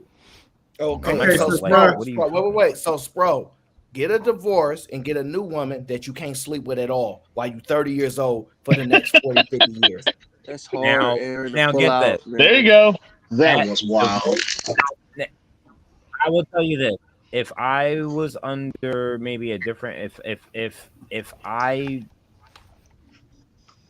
hold to a certain worldview, and in that worldview, divorce, it's just not like I really just I don't see it as considering the definition. She gonna be getting her back blown out. So what you gonna do if you don't want that to happen? No, I'm interested now. What are you gonna do if she's like, I'm about to get me some? Wait. What you gonna do? So is the question how I would feel about it, or what in reality my wife might do? What is the question? So the question is how you would fucking handle it. Like my wife. All right, so let me give you the scenario so you understand, right? You no longer can perform, whether with your wife, with a new woman, it don't matter. You can't do it, right? Now, she says, we together. Every now and then, it is what it is. Either you want her to tell you about it, or do you want her to be quiet about it. But either way, she doing it. Now the question is, let's say it happens, right? What then thou shall you do? I would divorce my wife. Thank you. You're Now, fucking honestly, insane. it would depend on the. No. It would depend. Go ahead, divorce her. Right now, you're gonna get a new woman. No. You Like can't I do just said, it would nothing depend. with, right? Yeah, Well, how he gonna go you somewhere? can meet somebody down at the rehab Is that- center. I Aaron's would 100% fucking right. She's coming would not back. divorce her. She loves you. She's coming back. She loves you. She's walking back into a situation that she could easily fucking walk out of. And she loves you because she's coming back. Can we do a suggestion and see who's really bad and who's not? Hey, what's the family? It would depend. Hold on 1 second. Because I told John to wait till everybody go around. So, John, what was the point you wanted to make? So responding to what Aaron, the scenario that Aaron threw in there, this is why I say, okay, so traditional marriage is already dead. It is done with, right? Sweep it under the rug. We done with it. You guys need to write your own vows, right? The commitment that you're going to make to each other, and then you say what you're going to do, and then what you're not going to do. Because this is what's actually happened right before our face. We're not respecting what's already been said, what's already been established, what traditional marriage is. You're saying you're not going to respect this under no circumstance at all. So therefore, if you're not going to respect it, don't say it. Do not say traditional vows at your wedding ceremonies anymore. Stop saying this stuff because you don't believe it. So write your own vows that says that I will only deal with you if you benefit me, and there's no and if I gotta suffer at all, I'm not going to be with you. And if you got to suffer, you don't have to.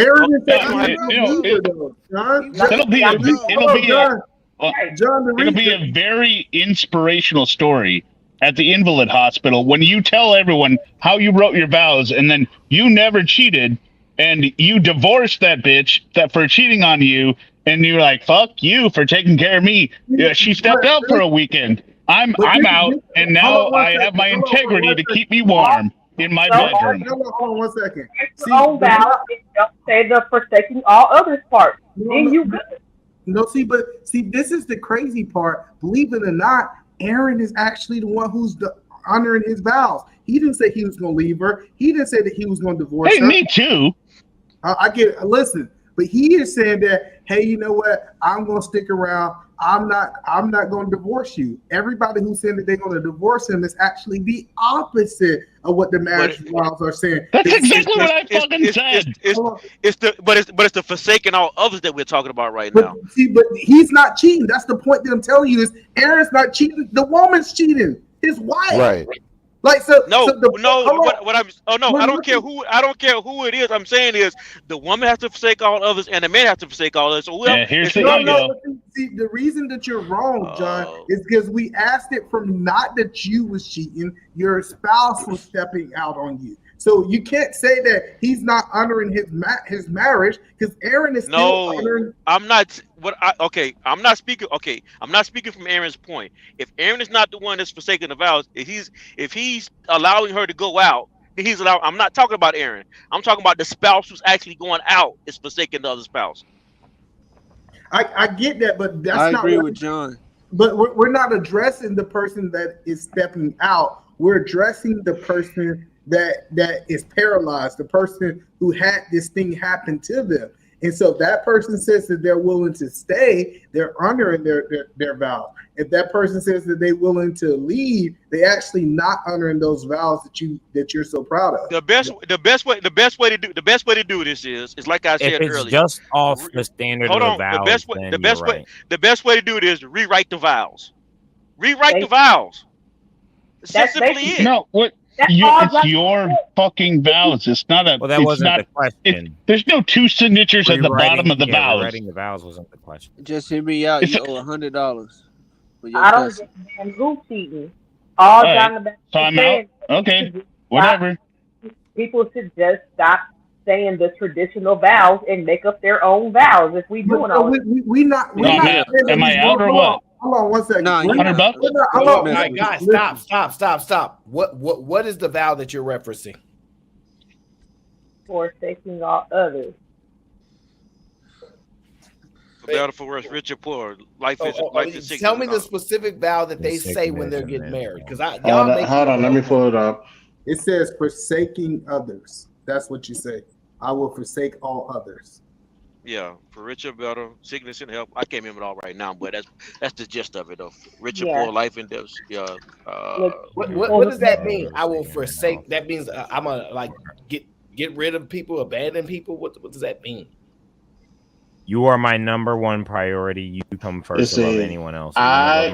You are first. In the name of God, your name, take your name to be your wife, your husband, whatever, to have and to hold from this day forward, for better, for worse, for rich, for poor, in sickness and in health, to love and to cherish until parted by death. This is my solemn vow. Did you that they're breaking? Where's the asterisk? No, where's the asterisk that says if you understand? What's the vow that they breaking? No, forsaking all others. No, put it another way. Where's the asterisk in that vow where if you cheat, then I can leave? Forsaking all others. Forsaking all others. It means denying others. Meaning it's a monogamous relationship. That's not. It's not just. It's not just a deny. It's about. It is not just. It is not just denying others of a sexual matter, but also doing what's in the best interest of the vow. Your doesn't say I forsake all others as long as you do. Yo, can we just pull it up? You guys try to manipulate the vows. It's not just about. It's not. It's a myriad of things, right? He gets what I'm saying. saying. Sex. It's about. I'm leaving it at that. You getting screwed over at the job. You're not getting enough money from your job, so you have to change jobs in order to facilitate the needs of your household. It is not just about. It's not just about sex when they have that. It's about doing what's in the best interest of your household. So forsaking all others, like in business, you forsake whoever because you need your own household to flourish. So it's not just sex. But see, so hold on, let me ask you this question. Omni, are you saying that if the spouse agreed to it, that's still violating forsaking others? If the spouse agreed, yes, because you added somebody else into the marriage that wasn't in the marriage. No, hold on. Yeah, you might as well do a polymet. Polygamous No. Exactly, Chris. Listen. Exactly. So when it says forsaking others, right? So you're saying that if two people agree that they want to add a third person into their bedroom, you saying that because the Bible also says that the bedroom is undefiled. Well, that's fucking crazy. It's not going to work. The marriage is over. Well, we're not arguing whether it works or not. Just in this just in this what are you talking about? Listen, does the Bible say the two become one, or does it okay? How many becomes one? The question does it say three or more or five? Don't do them like that. So no, listen. Let me ask you the question. So when you're talking about forsake, right? Like when does forsake mean that you will not have sex with anyone else? It means sex, but not only just sex. It includes sex, but not just sex. It means forsaking all of it for sex. It means your mother and your father won't come in your marriage and like try to rule over your marriage, or a business won't come. Anything that tries to come between you and your spouse is included in forsaking all others. It's just you and your spouse. Yeah, but what if it don't come between you and your spouse? That's the point that I'm making. What are we talking about? Wait, are we holding this to the standard of scripture? I didn't know that. No. When we talk about forsaking all others, bro, right? Come on, catch up. Get your Bible out. So I get what you're saying. When we talk about forsaking all others, if both people are in agreements of it, is you saying that you're not forsaking others by their agreement? You're still forsaken because you're having other people into your marriage. You're still having other people into your marriage. You still keep trying to include forsaking others, not because whenever it includes sex too. So you're trying to dance around the sex issue. Sex is part of it. No, I'm saying if those two people agree to do X, Y, Z, it's still forsaken. It's still forsaken. It's still including sex. Even if they agree, even if they agree. Okay. It still includes sex. the foundation of a marriage The that we're talking about argument specifically is, about the does that Bible. mean you have the One right second, to one leave the second. marriage? You don't have the right to leave the marriage. Listen, because we're trying to outsmart the Bible or change a few words to fit our definition to justify a poly lifestyle. Uh, God is clear on what He said about marriage. No, that's actually two different statements, Chris J. They said change the vows. What are the vows that people are taking? What just happened? When you Yeah, that was change you. it, Like, because people said change the vows. What are the vows that people are referencing? It's different from you saying what is clear as opposed to vows.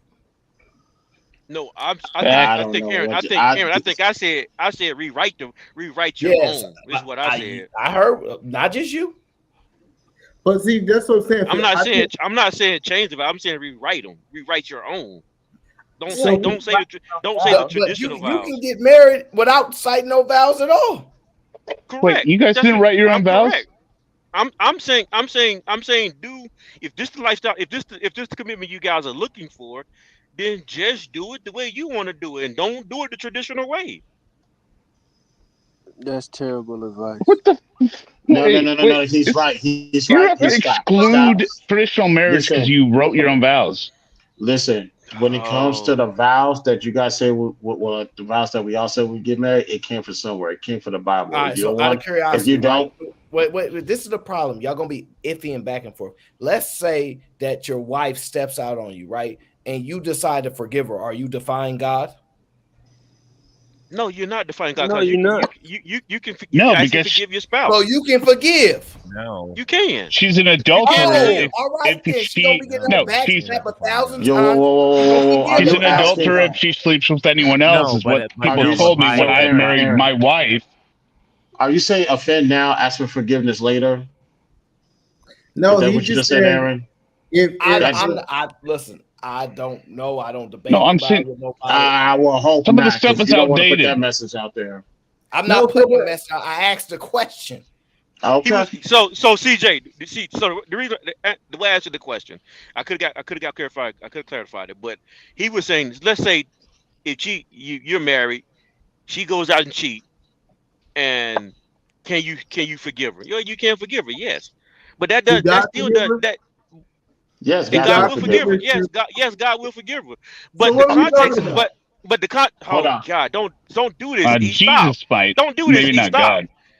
But okay, so but now the context of the question, the context of the conversation is this: is that anyone can be forgiven, but the context of the question is if you're trying to say, well, I'm gonna go cheat, I'm gonna go do what I want to do, irregardless of the consequences that come with it, then we're not gonna justify this one. We're not gonna justify this. Hey, Who the John, fuck I is want to saying add. that? You ain't gotta justify. And You just Hey, gonna also, John. forgive. You gonna give and the grace also, that's why you necessary. guys? Oh yeah, you will be forgiven for what you've been done wrong, but there's always going to be the consequences. Right. Yeah, And but you Chris ain't the John. person that deliver the Wait. consequence. You Wait, can I stay say something real married and fast? deal with that. We deal with. We together. I'm gonna step out from time to time because your parts don't work. And when it's time to talk to the good father, Pause. I hate you'll how have you. that conversation with the good father. Hey, can I say something real fast? So, Chris and John, you know, the Bible also said, I forgot what scripture it says, but it's like, I'll look it up for you. It says, whatever you do, I will allow the other person to do. If that makes sense. No, it don't. You gotta get some more context on that. Wait. That doesn't make sense. I'm gonna go find the scripture. No, it says that. It says that. I got you, but you gotta give more context of what it's saying because you're not giving full context of Hold what it on. says right You're now. quoting the I'll Bible. give it to you Wait, you're scripture for quoting the scripture. Bible. The Bible says that I'm an adulterer because my wife's first husband hasn't been remarried. Yeah, we'll get to a point where we arguing over the Bible. I think it's about that time to end the show, Aaron. It was a good show, though. I actually kind of like how we actually had it. People arguing about what they believe that forsaking means. It's an interesting point that I think we should address. It was a good show, man. I think it was a good show to understand what people think about love. I think a lot of people was capping. I think a lot of people don't believe that love is what love really is. I think money make you fall in love. What they say, a dollar make you holler. I think that dollar make a difference in this world. So, but it was a good show. I kind of enjoyed it, talking about love, and talking a little bit about fathers, and also talking a little bit about, sex. We ain't talked about that often. So what do you think about this show, Aaron? My thing is just had a conversation. I don't really like to talk about the sexual. That's really not my thing. That's not my arena. So that's y'all stuff. That's not me. So I ain't gonna pretend at all. I don't want to give nobody false thoughts. I'm not gonna even pretend. But when they start capping, talking about she can't touch nobody for 40 or 50 years, I'm like, y'all can't even stop for 2 months. Y'all gonna tell her 40 years, y'all out y'all mind. But now, you know the funny part about that, Aaron, because a lot of people ain't catch it, right? When we was talking about her not having sex with you, they was giving men excuses to step out on their wives for 6 months. But now they want their wives to be loyal to them for 50 years. I was like, this is completely crazy. Out their mind, bro. Out their mind. And bro, like this is that fake love, false love stuff. Like, as much as people don't understand, like you can't really put no conditions on love. You can't. It doesn't mean that we designed to love somebody unconditionally, because maybe that's not the case, but you're not supposed to have no conditions on it. As crazy as it sounds.